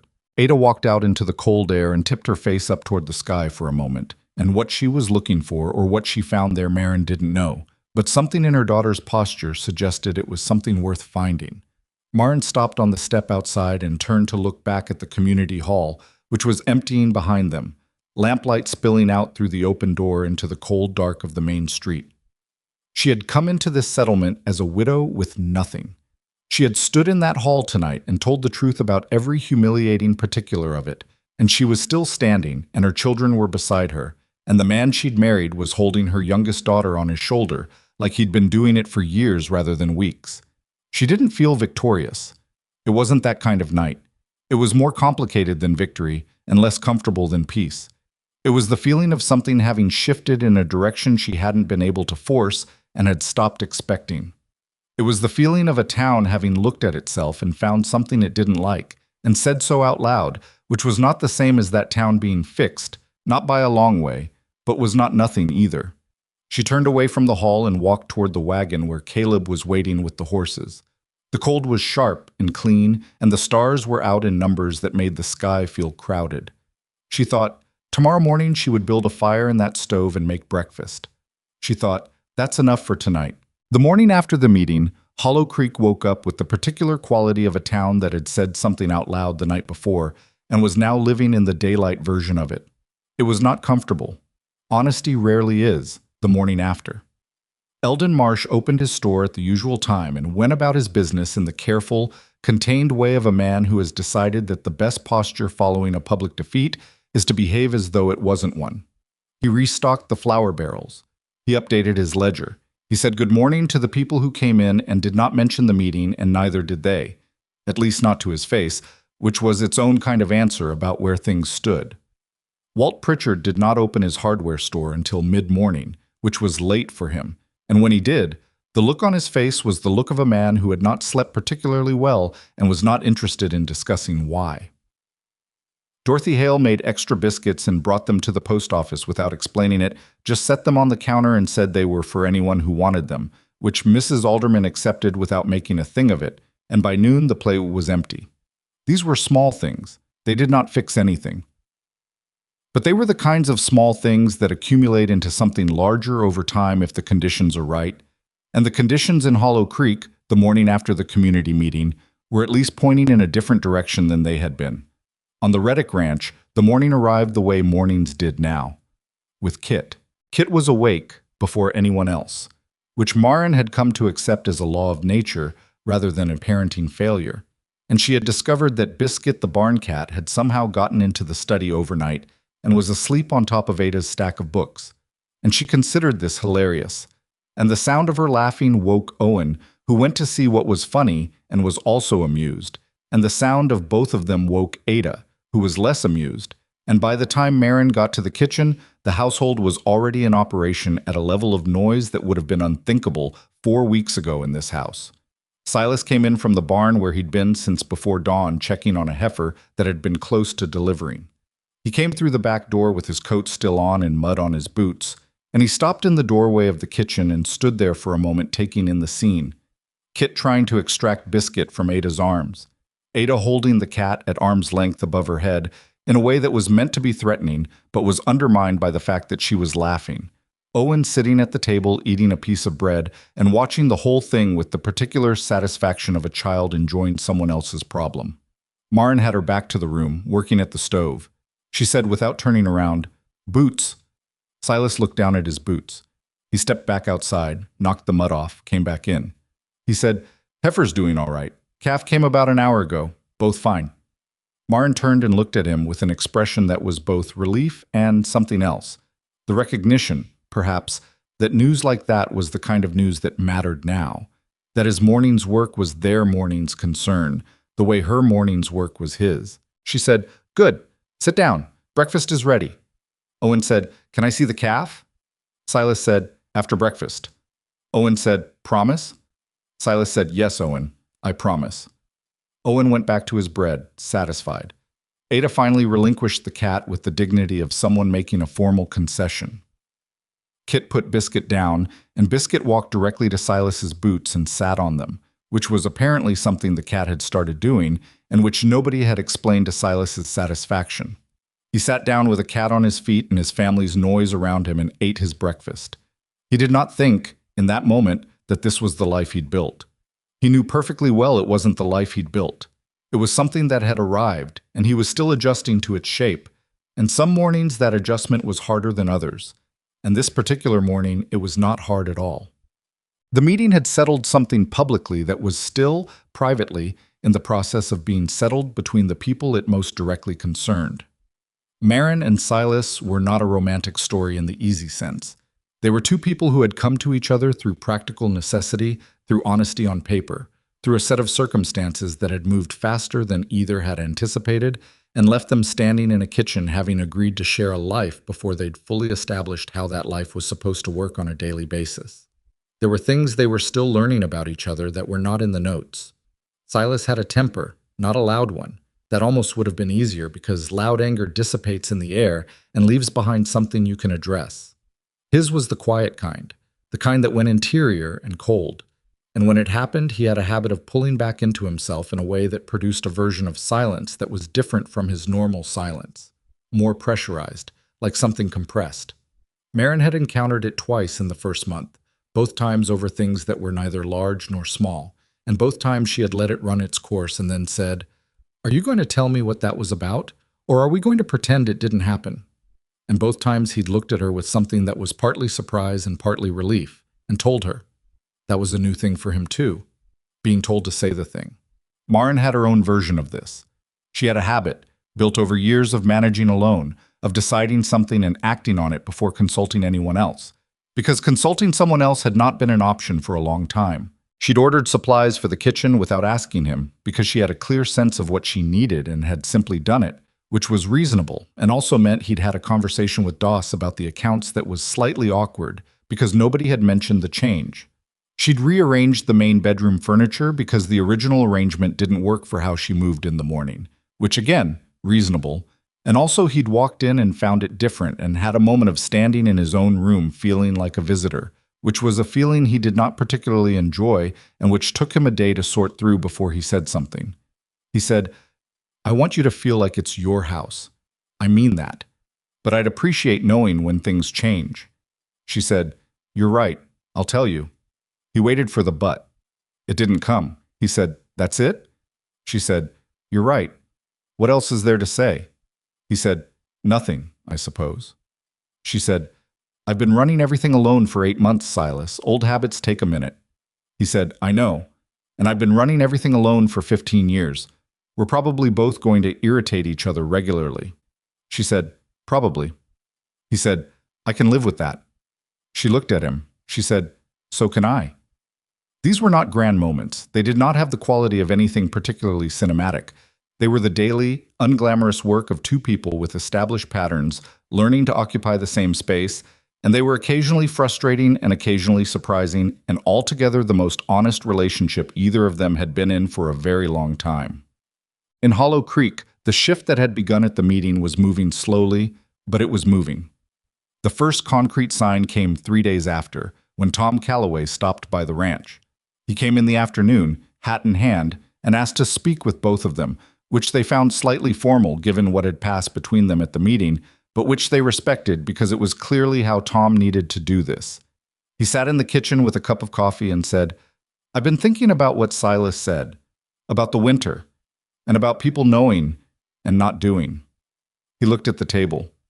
He said, "I got 2 daughters Ada's age, and I've been sitting with the idea of them hungry, right here, a mile from people who knew about it and decided it wasn't their business, and I can't sit with it comfortably." Marin said, "Tom," he said, "let me finish. I'm proposing something. I talked to Archie Boone this morning, and I talked to Fletcher Danes at the grain store, and I talked to Dorothy Hale. And I want to know what you two think about starting something formal, something that's just known.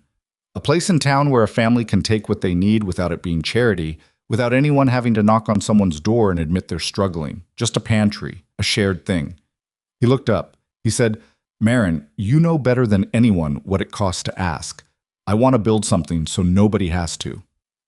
The kitchen was quiet for a moment. Marin said, "Who would manage it?" Tom said, "I was hoping you might be willing, not because it's women's work." He caught himself. "I mean, because you know more than any of us what it actually needs to look like to be useful." Marin looked at Silas. I was watching her, not the table, not Tom. Her. She knew what that meant. It meant it was her choice, and he'd follow whatever she decided, and he meant it completely. She said, "I'll need authority to organize it the way I think it needs to be organized." Tom said, "Done." She said, "And it can't have a sign on it that says charity. It's a community pantry. Anyone can put things in and anyone can take things out. No names, no ledger, no one keeping track of who takes what." Tom said, "That's exactly what I had in mind." She said, "Then yes." Tom Calloway finished his coffee and shook Silas's hand and nodded to Marin in the respectful way of a man who had come to understand that nod as the more appropriate gesture, and left. Silas said, "That's going to be a lot of work."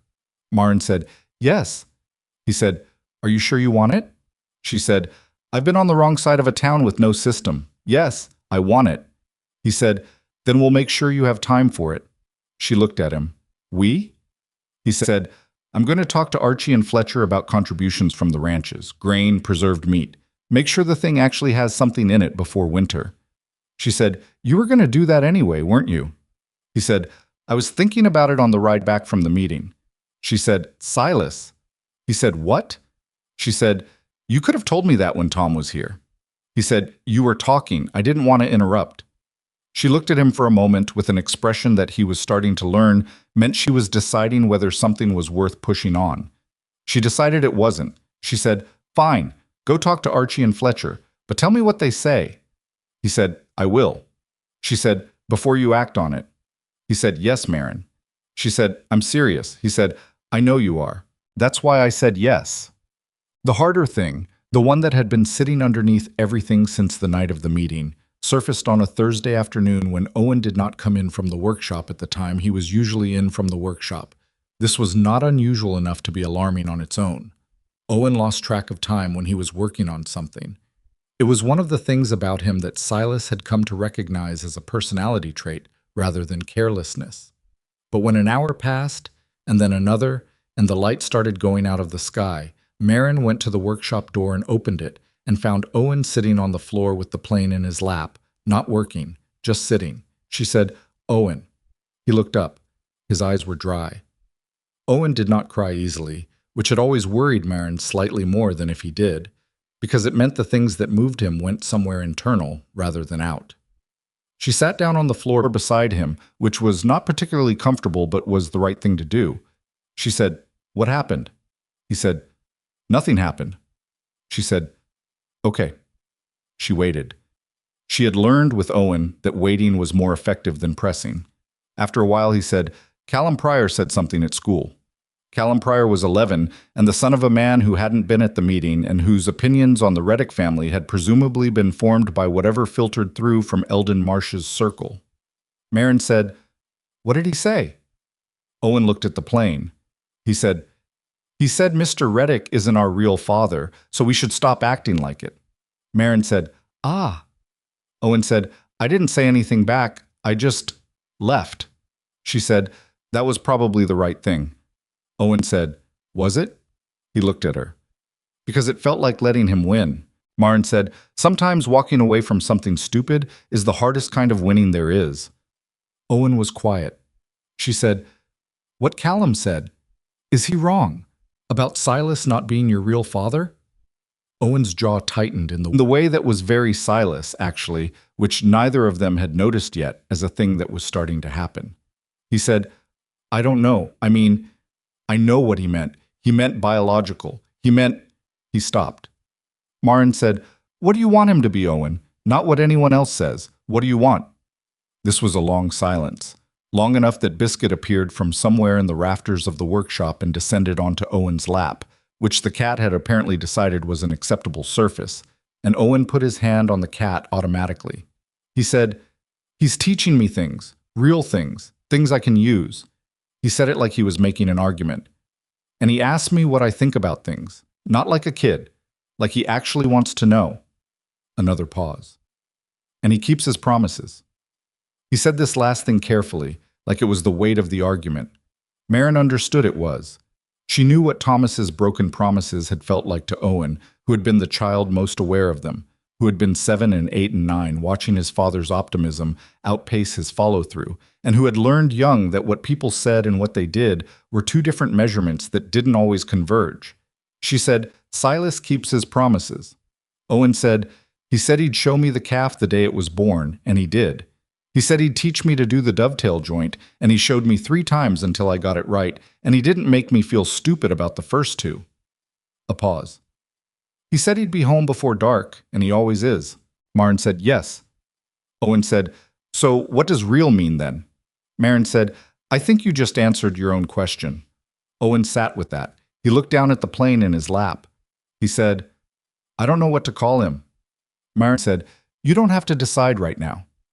Owen said, What if I wanted to call him something different from Mr. Reddick?" He said it carefully, like he was handling something he didn't want to break. "Would that be disrespecting Dad?" Marin felt the weight of this the way only a parent can feel the weight of a child trying to navigate loving a dead person and a living one in the same heart at the same time. She said, "Your father would want you to be cared for. He would want you to have someone who shows up. He was not a perfect man, Owen, and you're old enough to know that. And I think he would have been the first to say that you don't owe his memory a life that's smaller than it could be." Owen looked at her. Something shifted in his face. He said, "He wasn't perfect." She said, "No." He said, "But he wasn't bad." She said, "He was a man who wanted more than he could hold and loved us more than he was able to show sometimes. That's the truth of him, and it's a complicated truth, and you can hold it without it canceling anything else out." Owen said, "Can I think about it more?" She said, "Take all the time you need." He nodded. He got up, put the plane on the workbench with the care he always used with it, and said, "I'm hungry." She said, "Supper's almost ready." He went inside. She stayed in the workshop for a moment, sitting on the floor in the half-dark, and allowed herself to feel what had just happened before she went back into the noise and the requirements of the evening. Well, it was 2 weeks after that conversation, on a Saturday morning, when Owen came into the workshop where Silas was working on a replacement section of the north pasture fence and said, without preamble, "Can I help with that?" Silas said, "Hand me that auger, the one on the left." Owen handed him the auger. They worked for an hour without talking much. Then Owen said, "I wanted to ask you something." Silas said, "Go ahead." Owen said, "If I called you something other than Mr. Reddick, would that be all right with you?" Silas set down the auger. He looked at Owen, who was looking at the fence section with the deliberate focus of a boy who had prepared himself for this conversation and was going to get through it with his dignity intact. Silas said, "What did you have in mind?" Owen said, "I don't know yet. I'm still thinking about it." Silas said, "Okay." Owen said, "It might take a while." Silas said, "Take all the time you want." Owen nodded. He picked up the auger and handed it back. "Can you show me how to do that corner joint, the one you did on the gate last week?" Silas said, "Yeah, come around this side." They worked until lunch. On the way back to the house, walking across the cold field, Owen said, "Pa?" Just that. Just the word, out in the open air. Silas kept walking. He didn't stop, didn't make it a moment, didn't do anything that would put pressure on the word or make Owen feel the weight of having said it. He said, "Yeah?" Owen said, "Nothing, just trying it out." Silas said, "How's it feel?" Owen said, "Fine, I think." Silas said, "Okay then." They went inside for lunch, Chan. Ada took longer. That was to be expected. Ada was older. Ada remembered more. Ada had been the one doing the watching and understanding while Owen and Kit were simply living it. She had been the one lying awake hearing her mother open and close the cabinets. She had been the one who knew about the portions. And she had been the one who stood up in the community hall and told a room full of adults exactly what she thought, which had required something of her that she was still, privately, processing. She didn't have Owen's uncomplicated trajectory toward acceptance. She had questions that were more demanding than his. She started asking them at dinner one evening in late March, when the weather had broken enough to feel like something, and the kitchen was warm and everyone was loosened by food and the particular ease that comes with a meal that's been good. She said, "Silas, can I ask you something?" The way she said his name, first name, no Meister, was relatively new. She'd been trying it out for 2 weeks. It fit her better than the formal title, and she seemed to know it, and he had not commented on it. He said, "You can." She said, "What happened to your mother?" The table went quiet in a particular way. Marin looked at Ada, then at Silas. Owen looked up from his plate. Kit, who was eating with the focused determination of someone who considered mealtime primarily an athletic event, did not look up. Silas said, "What made you think to ask that?" Ada said, "You mentioned her, back when we were outside the feed store that first time.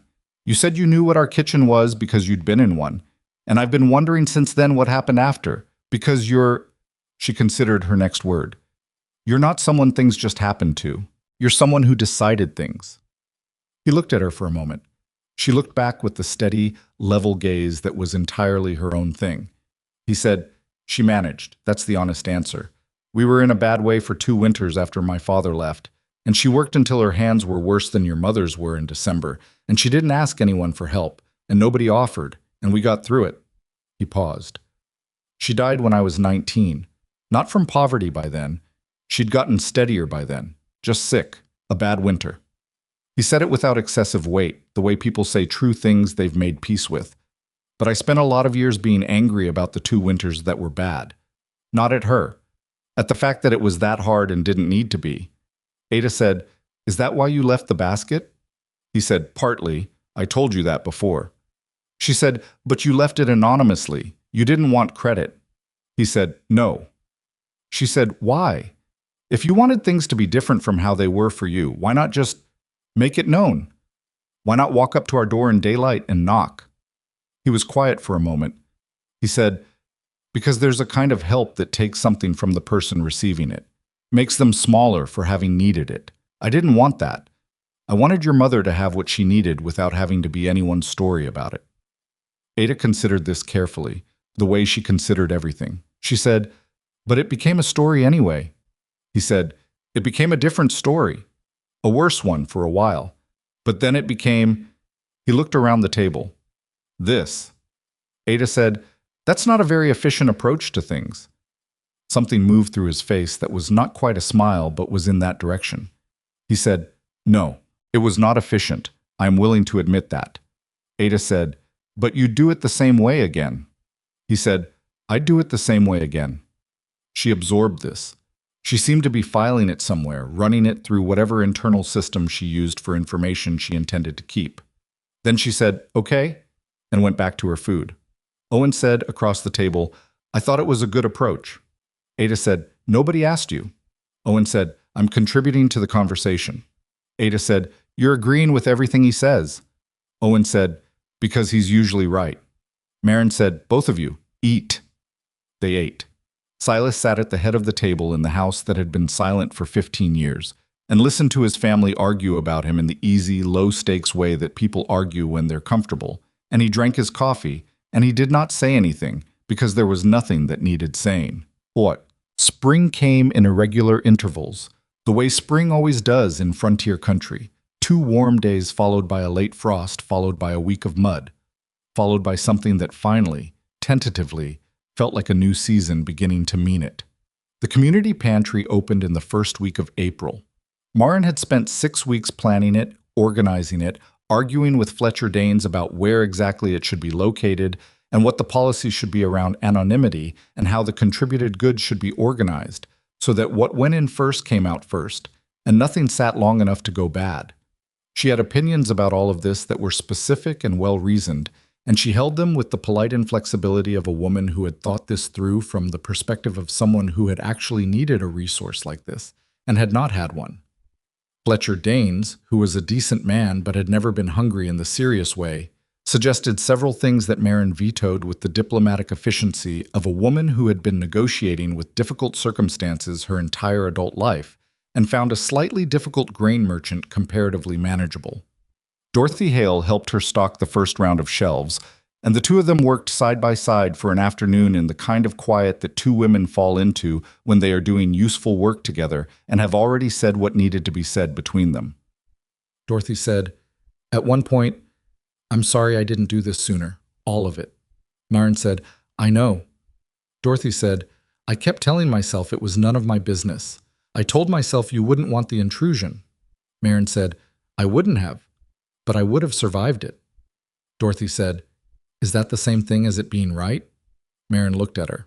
She said, "No, it's not the same thing." Dorothy nodded. She stacked another jar of preserved beans on the shelf. The pantry opened on a Thursday without ceremony, because Marin had been adamant that there be no ceremony. A sign on the door, plain, no ornamentation, that said Community Pantry, and underneath, "Take what you need, give what you can." That was all. No names, no dates, no record of who had been involved in establishing it. Silas had suggested they put Marin's name on the sign, which was the kind of suggestion that Marin had predicted he would make, and which she declined with the patience of someone who had explained this reasoning 3 times already. She said, "If my name is on it, it's my thing and people will feel like they're taking from me. I want it to be the town's thing." He said, "It is the town's thing." She said, "Then it doesn't need my name." He said, "People should know what you did." She said, "Silas, people who matter know. And the people who actually use it, the ones who need it, I don't want them walking through that door thinking about me. I want them walking through that door thinking about what they need and knowing they can take it without a conversation about it." He was quiet. She said, "Do you understand?" He said, "Yes." She said, "Then leave my name off the sign." He did. By May, the pantry had been used enough times that Marin could tell, not from watching, because she had deliberately not positioned herself to watch, from the way the stock moved, from the gaps that appeared between restocking days. Someone was taking flour in regular amounts, which meant a family cooking for themselves. Someone else was taking dried meat, which meant protein they weren't getting elsewhere. Someone was taking the children's preserves she'd contributed, the ones she'd labeled with the contents and put at the lower shelf level so a child could reach them.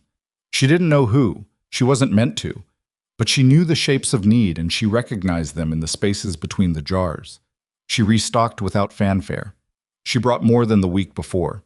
She started organizing contribution days, quietly, through word of mouth, where ranching families brought grain and preserved goods and placed them in the stock without it being an event. Silas made it his business to be at those days, not to manage them. He showed up, he unloaded what he'd brought, he helped carry things to the back shelf, and then he went home. No speeches. No public accounting of his contribution. He had watched Marin build this thing, and he understood from watching her that the point was the function, not the credit. He understood it because she had shown him, and he was a man who, when shown something true, paid attention. The thing with Eldon Marsh did not resolve the way simple stories resolve, because Eldon Marsh was not a simple story problem. He did not apologize. He did not visibly change. He continued running his store and serving his customers and participating in community meetings with the careful dignity of a man who had decided that the way to maintain position after a public defeat was to behave as though nothing significant had occurred. But there were smaller shifts. He stopped making comments about the Reddick family. Whether this was conscience or calculation was not entirely clear, and Marin had stopped caring which it was. He did not contribute to the community pantry, at least not publicly, but the flour inventory one. Tuesday showed a significant addition that had arrived overnight and that neither Marin nor anyone she asked had brought in, which may or may not have been connected and which she chose not to investigate. She told Silas about it one evening. He said, "You think it was Marsh?" She said, "I don't know, possibly." He said, "Does it matter?" She thought about it. She said, "No, the flour is the flour." He said, "That's very generous of you." She said, "It's not generous, it's practical. I care about people getting fed. I don't care about the narrative around who feeds them." He looked at her. He said, "Do you know that you're—" He stopped. She said, "What?" He said, "I was going to say something that would embarrass both of us." She said, "Say it anyway." He was quiet for a moment. He said, "Do you know that you're the most practically good person I've ever known? Not morally superior, not righteous, just practically functionally good, like it's built into the machinery of how you think." She looked at him. She said, "Thomas used to say I had no room in my brain for grudges because I was too busy solving problems." He said, "He was right." She said, "He was right about a lot of things. He just couldn't follow through." She said it simply, without bitterness. It was a fact she'd made her peace with, placed in the honest record of the man she'd loved and lost, neither erased nor overweighted. Silas said, "What did you love about him, if you don't mind my asking?" She looked at him. The question was genuine. He was not asking from jealousy or from any kind of competitive positioning. She knew him well enough now to read what was underneath his questions, and this one was pure curiosity. The curiosity of a man who cared about her and therefore wanted to understand the parts of her history that had made her who she was.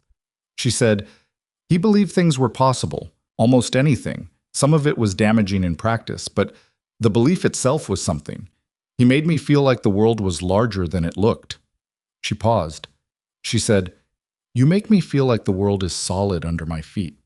Those are different things. They're both worth having." Silas said, "That's the most honest thing anyone said to me in a long time."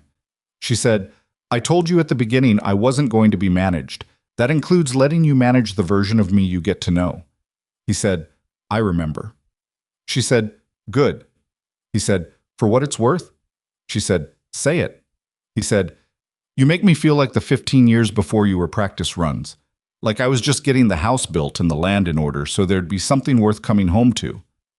She looked at him for a long moment. Something moved in her face that she didn't try to conceal, which was its own kind of statement. She said, "Silas." He said, "What?" She said, "That was the most eloquent thing you've said since I've known you." He said, "Don't tell anyone. I have a reputation." She said, "Your reputation is safe with me." She reached over and put her hand briefly on his arm, the way she did when she meant something but didn't have a word that was large enough for it. He put his hand over hers. They sat like that for a minute in the kitchen, with the fire low and the children asleep and the sounds of the ranch settling into the night around them. It was on an evening in late May that Owen came into the kitchen and said, without announcement, "Pa." Not experimentally, the way he'd said it in the field that first time, just naturally, just as a word at the start of a sentence. He said, "Pa, can I take the horse out tomorrow morning?" "The gray." "Not alone." "I'll take Caleb," Silas said without looking up from the harness he was mending. "If Caleb's willing and you're up before 6. Owen said, I'm always up before 6. Silas said, I know. I meant if you're up before 6 willingly and not because I'm pulling you out of bed. Owen said, That only happened once. Silas said, It happened twice. Owen said, The second time was Biscuit's fault. Silas said, Ask Caleb tonight. If he says yes, you can take the gray. Owen said, Thanks, Pa, and left the kitchen. Silas held the harness in his hands and looked at it. Then he set it on the table. He sat there for a moment. Maren, who had been at the stove and had heard all of it, did not say anything. She was not going to make a thing of it.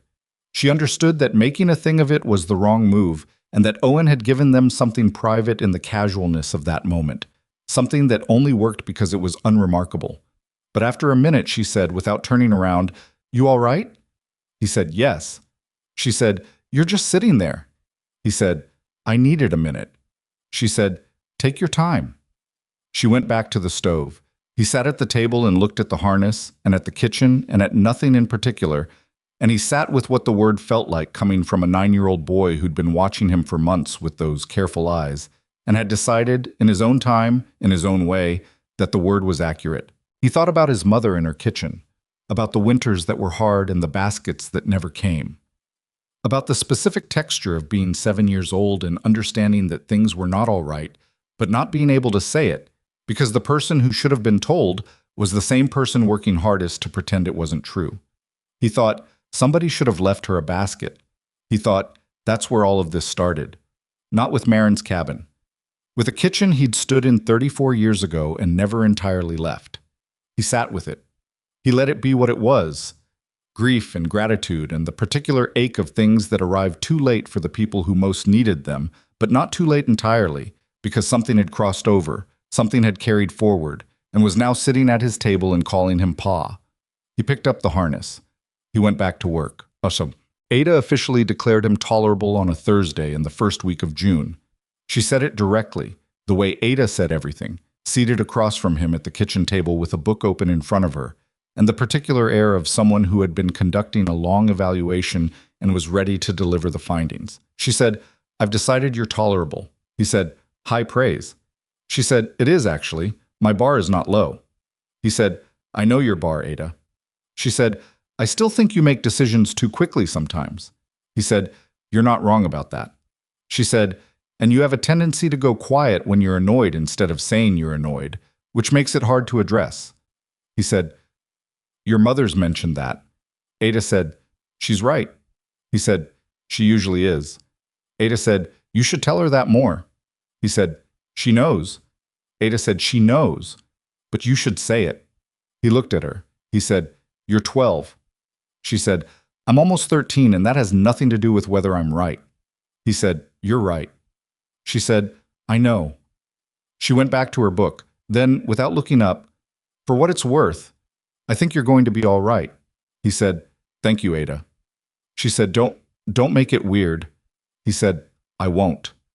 She turned a page. He went back to the harness. Outside, Owen and Kit were in the yard, and Kit was doing something that required Owen's supervision and was producing the kind of noise that suggested either great fun or impending disaster. And from the window, the evening light was long and gold across the east pasture. And somewhere in the barn, Biscuit was probably on someone's saddle. Silas sat in his kitchen in the house that had had 6 rooms and no warmth, and was now full of both. And he thought, this is the thing I built without knowing I was building it. He thought, it took someone seeing through a broken wall. He thought, the basket was never really about the food. Summer arrived that year the way good things sometimes arrive after a long stretch of hard.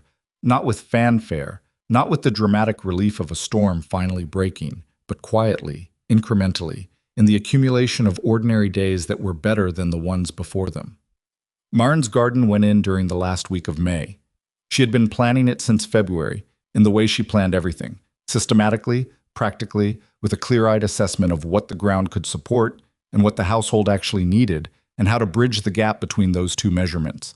She had drawn it out on brown paper at the kitchen table while the children slept, the same brown paper that had carried her first notes to Silas, which was not something she'd planned, but which struck her, when she noticed it, as fitting. The garden was not small. That was the first thing Silas noticed when she staked out the plot behind the house. It was significantly larger than what a family of 5 needed, which meant she was planning for something beyond the family. He didn't ask about it immediately. He waited until she told him, which she did 2 days later when they were walking the perimeter together in the early morning. She said, "Half of it goes to the pantry." He said, "Which half?"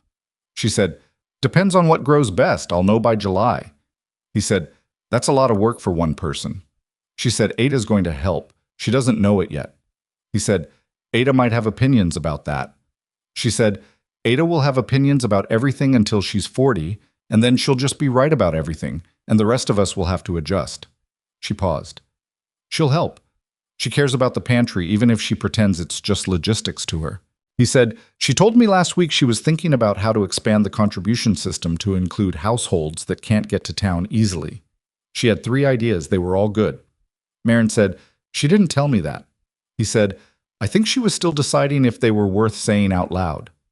Maren was quiet for a moment. Then she said, "She talks to you about things she doesn't tell me."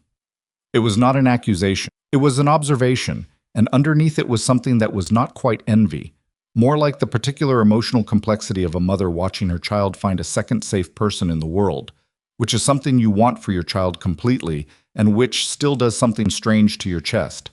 Silas said, "She talks to both of us. Just different things." Maren said, "I know, that's how it should be." He said, "You all right with it?" She said, "I'm working on being all right with it." He said, "That's honest." She said, "I'm always honest with you. You know that." He said, "I do know that. It's occasionally inconvenient." She said, "Yes, that's the deal." They finished walking the perimeter. She had already decided where everything was going, the root vegetables toward the north end where the soil was deeper, the beans along the fence line, the herbs near the house where she could get to them without making a trip. She had it all mapped in her head with the precision of someone who had been forced, by necessity, to get very good at planning for outcomes she couldn't fully control. Silas looked at the staked-out ground and said, "This is going to produce a lot." She said, "That's the idea." He said, "Maren." She said, "What?" He said, "You were hungry last winter and now you're planning a garden large enough to feed half the settlement." She looked at the staked ground. She said, "Yes." He said, "Most people in your situation, most people would make sure they had enough and then stop." She said, "I know what it is to not have enough. Why would I stop at enough when I can do more?" He had no answer for that. Not because it was a hard question, because it wasn't a question at all. It was just Maren stating plainly how she was built, the same way the sky was blue and the north fence ran at an angle. It was not heroic. It was not performed for his benefit. It was simply the way her machinery worked, which was what he'd told her months ago in the kitchen, and which continued to be true in ways that surprised him at irregular intervals. He picked up a shovel. He said, "Where do you want to start?" She said, "East row, beans." They started digging. Yeah. The summer was not without its difficulties, because nothing worth anything is without its difficulties, and anyone who tells you otherwise is either lying or hasn't been paying attention. Silas and Maren had their arguments. Real ones, not the managed disagreements of 2 people performing compatibility for an audience. They argued in July about the water rights negotiation with the neighboring Ferris property, where Silas's instinct was to push hard and early, and Maren thought that approach would damage a relationship they needed long-term, and she was right, and it took him 3 days to admit it, which was 2 days longer than it should have taken, and which she called him on directly. She said, "You knew on Tuesday I was right. It's Thursday." He said, "I was still thinking it through." She said, "You were managing your pride." He said, "That's a fair characterization." She said, "I'm not trying to win arguments, Silas. I'm trying to make good decisions. There's a difference." He said, "I know." She said, "Then stop making me wait 3 days." He said, "I'll try." She said, "Try harder." He looked at her. He said, "You are a genuinely difficult person to argue with." She said, "Because I'm usually right?" He said, "Because you don't argue. You just state facts until the argument collapses under its own weight." She said, "Is that a complaint?" He said, "No, it's an observation. I'm still getting used to it." She said, "You have time." He said, "I do." He paused. "I'm sorry about the 3 days." She said, "Go talk to Ferris." He went and talked to Ferris, which went better than it would have gone if he'd pushed in July the way he'd wanted to, which Maren had known it would, and which he was honest enough with himself to acknowledge when he got home. He said, "You were right." She said, "I know. How did it go?" He told her. She listened. They worked out the next steps together, at the kitchen table, after supper, the way they'd started working out most things, side by side, with her making notes in the margin of whatever she was writing on, and him thinking out loud in the way he'd never been able to think out loud before because there'd been no one to think at. It was not efficient always. It was not seamless. But it was better than either of them alone, and they both knew it, and that knowledge was its own kind of foundation. Owen turned 10 in August and requested, with the seriousness he brought to all requests, a proper hunting knife with a leather sheath for his birthday. Silas said, "You know how to use it?" Owen said, "You can teach me." Silas said, "Your mother?" Owen said, "She said to ask you." Silas said, "She said to ask me? Or she said yes and told you to ask me, so it came from me?" Owen looked at him. A small pause.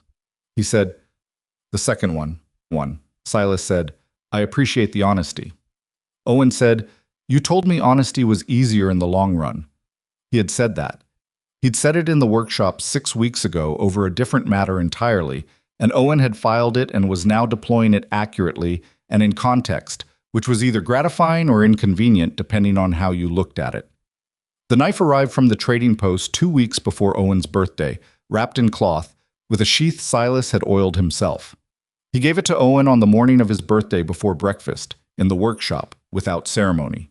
He showed him how to hold it, how to close it safely, how to care for the blade. Owen listened with the total focused attention he brought to things that mattered to him.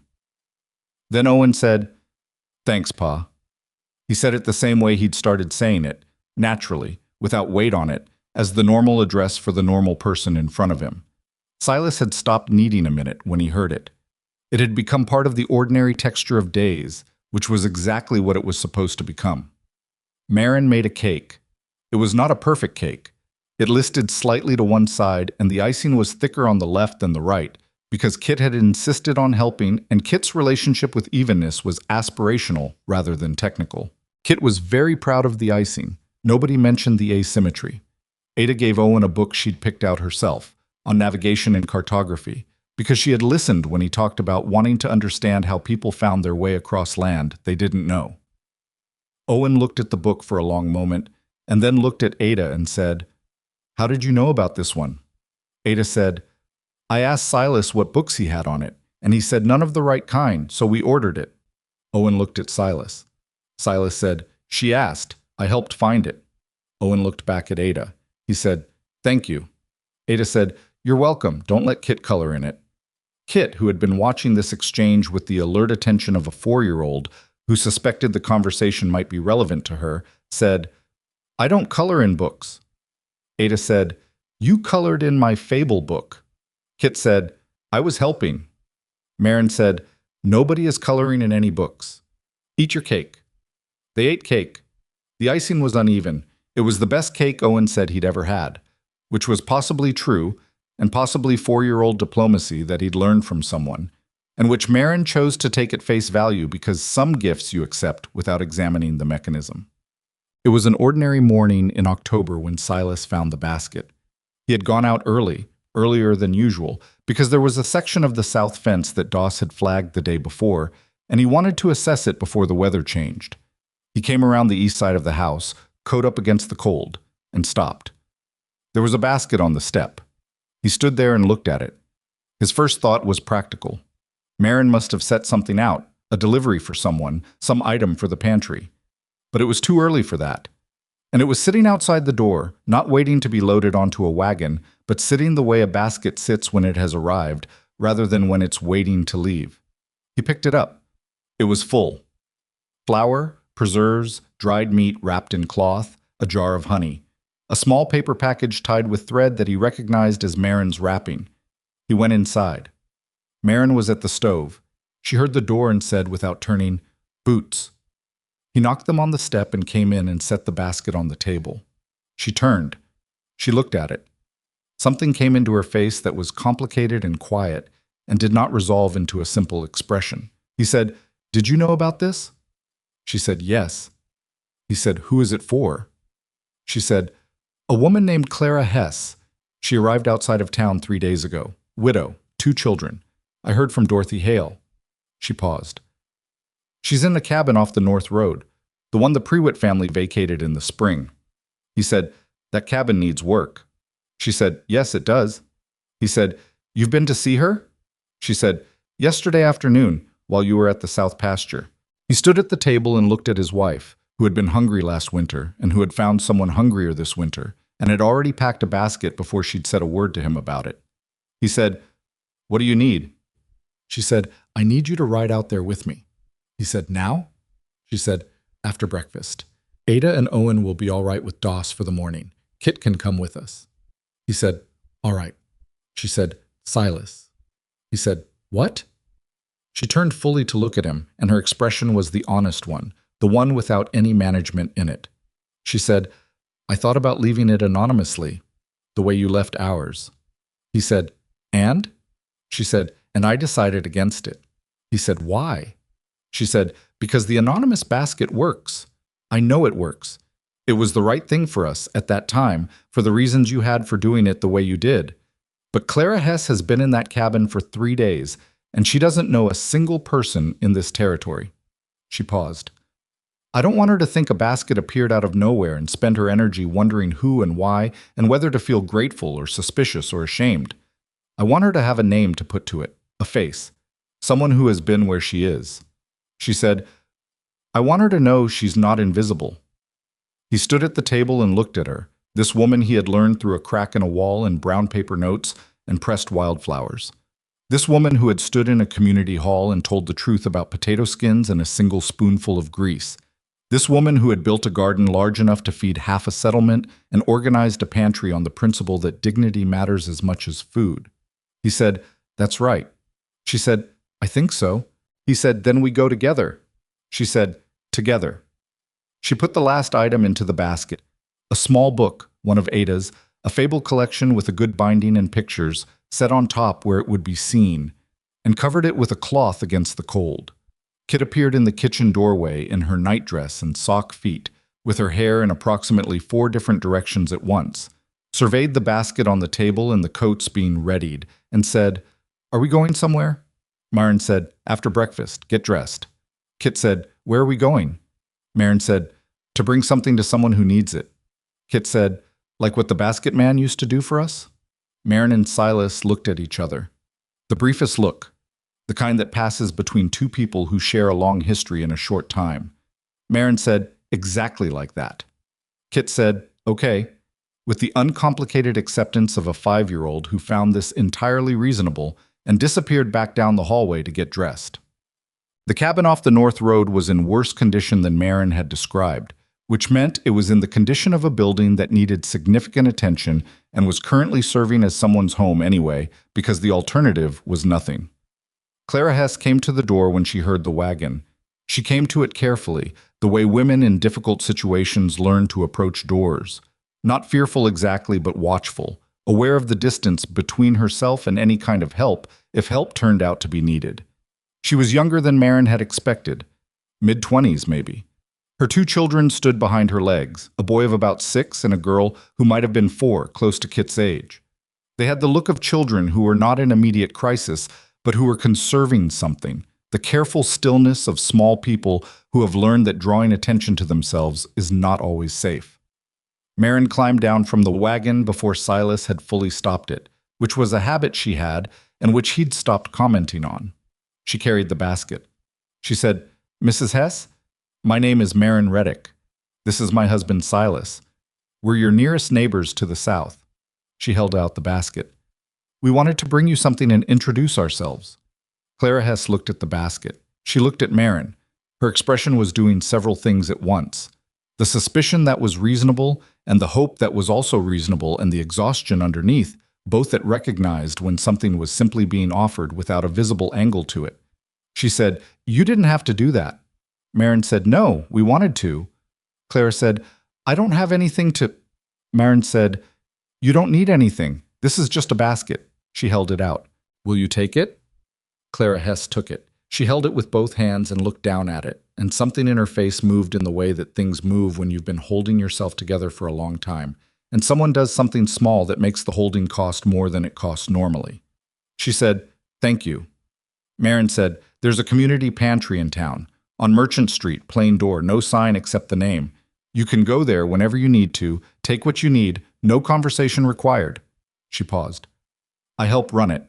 If you ever want to talk to someone who knows how the territory works, I'm there most Tuesday mornings." Clara said, "How long have you been here?" Marin said, "A year, just about." Clara said, "Was it hard?" Marin looked at her directly. She said, "The first winter was very hard. It got better." She let that sit for a moment. "Not perfectly better, just better." Clara nodded. That was enough. That was the kind of answer that could be trusted precisely because it didn't oversell the outcome. Silas, who had been standing at a respectful distance with Kit's hand in his, said, "Your roof has a section on the north face that needs looking at before the snow. I can come out later this week with some boards if you'll allow it." Clara looked at him. He had the demeanor that men had when they were offering something practical rather than making a point, and she seemed to register the difference. She said, "I'd be grateful." Kit, who had been examining Clara's daughter with the frank, investigative gaze of a 5-year-old meeting another 5-year-old, said, "What's your name?" The girl looked at her mother. Clara nodded. She said, "Nora." Kit said, "I have a cat named Biscuit. He lives in the kitchen. Do you have a cat?" Nora shook her head. Kit said, "That's all right. Biscuit has enough personality for more than one cat. You can come see him if you want." Something happened in Clara Hess's face then that was not quite a smile and was more than one, the particular expression of a mother watching her child be included in something by another child, the relief of it, the smallness and largeness of it simultaneously. She said, "Maybe we will." Kit said, "Tuesday. Mama goes to town on Tuesdays now." Marin looked at Silas. He looked back at her. He did not say anything. He did not need to. They rode home through the cold with Kit asleep between them on the wagon seat, her head against Marin's arm, the horse moving at the easy pace that horses use when they know they're going home. Silas said, after a while, "She reminds me of you." Marin said, "Clara?" He said, "Yes, the way she came to the door, the way she held herself." Marin said, "I wasn't that young." He said, "You weren't that much older." She was quiet for a moment. She said, "I remember what it was like before the first basket, not just the hunger, the smallness of it. Feeling like you were disappearing behind a closed door and nobody was noticing or nobody was willing to." She shifted Kit slightly. "I don't want her to feel that." He said, "She won't, not for long." Marin said, "You don't know that." He said, "No, but I know you." She looked at him sidelong. The cold had put color in her face, and the morning light was thin and clear, and she was looking at him the way she looked at him when she was deciding whether a thing was worth saying. She said, "Do you know what I think about sometimes?" He said, "Tell me." She said, "I think about what would have happened if you'd turned your horse around that night, if you'd seen the light through the wall and decided it wasn't your business." He said, "I think about that too." She said, "What do you think?" He said, "I think I would have turned around eventually. I think I'd been looking for a reason to turn around for 15 years and I just hadn't found the right direction yet." She said, "That's a generous interpretation of yourself." He said, "You think I'm wrong?" She said, "I think you might have ridden past 100 cabinets with lights in them and kept going. I think there was something specific about that night, and I think you know what it was." He said, "My mother." She said, "Your mother." He was quiet. The horse moved steadily on the frozen road. Kit made a small sound in her sleep and pressed closer to Marin's side. He said, "I spent 30 years being angry that nobody left her a basket, and then I had the basket in my hands and I was standing in the dark outside your wall, and I thought, what exactly are you waiting for?" He said, "So I didn't wait." She said, "No, you didn't." He said, "Best decision I ever made." She said, "Debatable. The second basket was probably the better decision. By the first one, you might have just kept going forever." He said, "The second basket was because of the wildflower." She said, "I know." He said, "You sent me a wildflower in an empty basket." She said, "I told you I was too proud not to give something back." He said, "I know what you told me. I'm saying that wildflower." He stopped. He said, "That wildflower is the reason I'm sitting here right now." Marin looked at the road ahead of them, at the long pale stretch of winter landscape opening up toward home, the ranch visible now at the distance, Smoke from the chimney where Doss had kept the fire going, Ada and Owen somewhere inside in the warmth. She said, I found it in the creek bed in late summer, the season before Thomas died. I'd pressed it in a book and forgotten about it, and when I found it again, I didn't have anything else to give. He said, It was enough. She said, It was a dead flower in a basket, Silas. He said, It was the truest thing anyone had given me since I was 7 years old. She didn't answer that. She didn't have an answer for it that would be adequate. Some things are true in a way that doesn't require a response. They just need to be heard, acknowledged, set down somewhere careful. She reached over with her free hand and found his on the seat beside her. He turned his hand and held hers. They rode home like that, through the cold, with Kit asleep between them and the smoke rising from their chimney ahead, and the road behind them carrying the faint impression of where they'd been. Well, the winter that followed was different from the one before it. Not easier, necessarily. Frontier winters don't become easy. The cold was the same cold. The work was the same work. The fence on the south pasture that Silas had repaired in September needed attention again in December, and the north cabin's roof that Silas had patched held through November, but needed a second round of work when the heavy snow came. And he did it with Owen beside him because Owen was 10 now, and capable, and had decided, apparently, that learning to fix things was a skill worth having. Clara Hess's children came for supper twice. The first time was awkward, in the way these things are awkward when people don't know each other well, and the weight of gratitude makes the air feel dense. Maren had anticipated this and addressed it by giving Clara a task. She had her help with the bread, which required focus and conversation, and produced something tangible. And by the time they sat down to eat, the awkwardness had mostly burned off in the heat of the stove. Clara's boy, whose name was Eli, and Owen discovered a shared interest in how things were built, which meant that by the end of the second visit they were in the workshop and Silas was showing both of them the dovetail joint, which he'd showed Owen 3 times before Owen got it right, and which he showed Eli once before Eli suggested a modification to the angle that was actually better, which made Owen look at Eli with an expression that was equal parts irritated and impressed. Maren, watching from the workshop doorway, thought, this is how it starts. She thought about Tom Calloway saying we called her proud, and Dorothy Hale saying I told myself it wasn't my business, and she thought about the meeting in the hall and Archie Boone making his motion and the sound of the room changing direction. She thought about the pantry and about Tuesday mornings when she could tell from the gaps in the stock that someone had been there in the night. She thought, none of this is finished. It doesn't finish. That's not how it works. A settlement isn't a problem you solve. It's a thing you tend, like a garden, like a fire in winter. It needs attention every day, and some days it fights you, and some days things die in it that you'd worked hard to grow, and some seasons are harder than others, and the tending is never done. But you tend it, because the alternative is watching it go cold. What? On a Sunday in January, Hollow Creek gathered for its first winter community supper. This had been Maren's idea, proposed at a Tuesday pantry morning in December, and taken up by Dorothy Hale and Tom Calloway's wife, Ruth, with the energy of people who had been looking for an opportunity to act differently and had been handed one. It was held in the community hall, which meant it was held in the same room where the accusations had been made against the Reddick family 9 months prior, and whether this was intentional on Maren's part or simply practical she had not said, and no one had asked. There was too much food. That was the thing. When people bring food to a communal table in a place where the memory of not enough is recent and specific, they bring more than necessary, because more than necessary is itself a statement, a refusal of a previous condition, a declaration.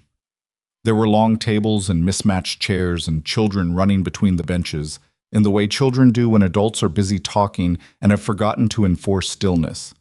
There was noise, the good kind, the kind that comes from people who are comfortable enough with each other to talk above one another and laugh at things that don't require explanation.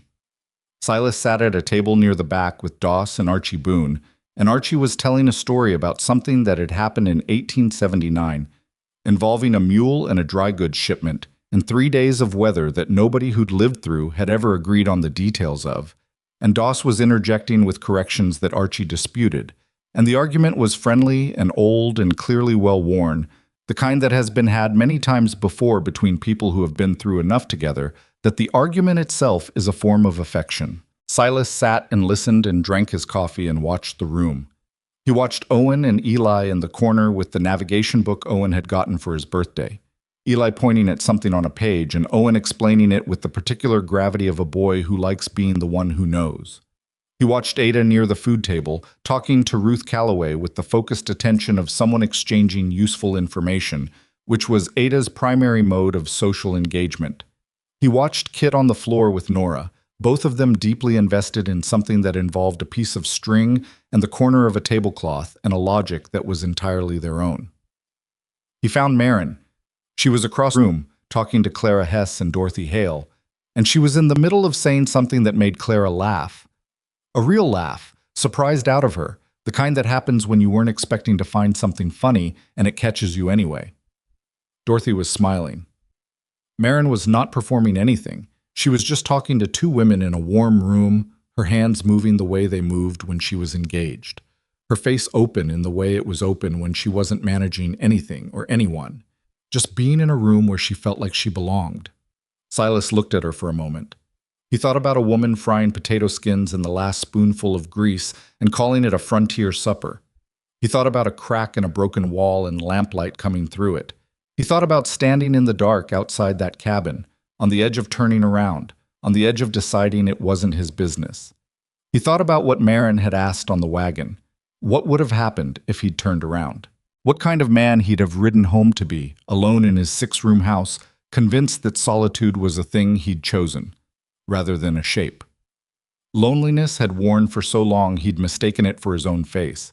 He thought the basket was never really about the food.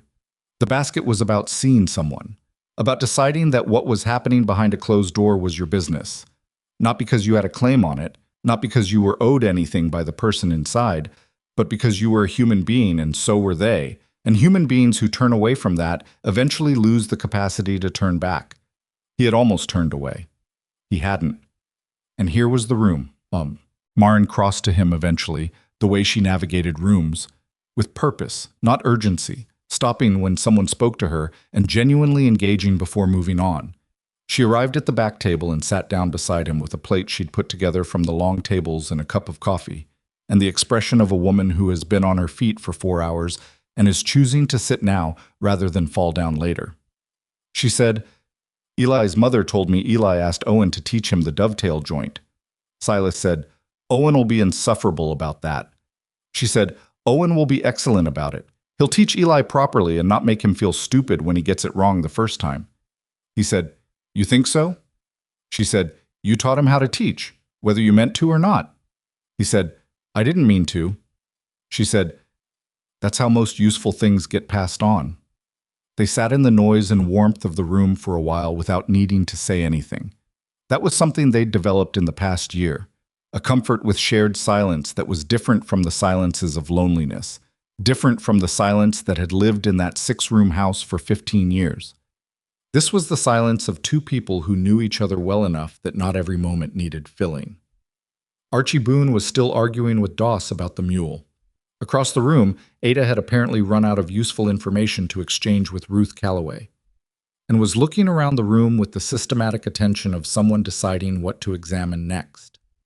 Kit had fallen asleep on the floor with her head on Nora's lap, which Nora was managing with the patient, slightly baffled tolerance of a child who had not signed up for this, but was accepting it anyway. Marin said, "Next year we do this twice. Once in January, once in March when people are starting to run low." He said, "You're already planning next year." She said, "I'm always planning. You know this about me." He said, "I do." She said, "You're not arguing." He said, "Twice a year is right. March is the hardest month." She said, "I know. March was when I was almost out of everything." He said, "Not anymore." She looked at him. She said, "No, not anymore."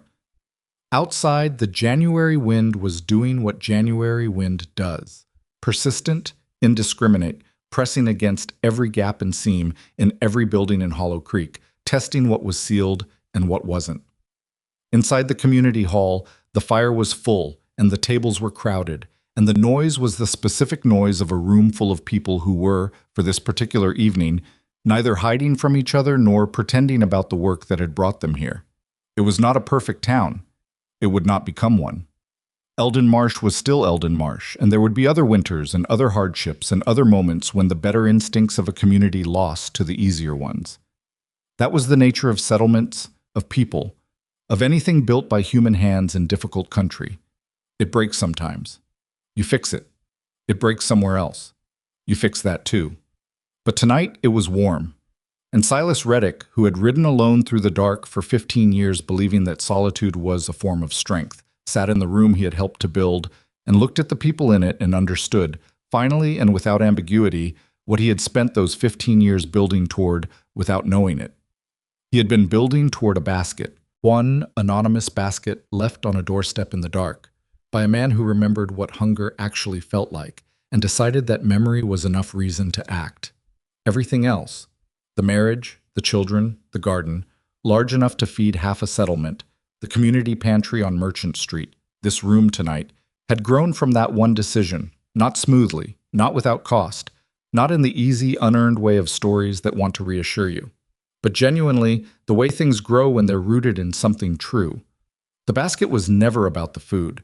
It was about the decision to look through a broken wall and see a person instead of a problem, and to do something about it, in the dark, without your name on it, because it was right.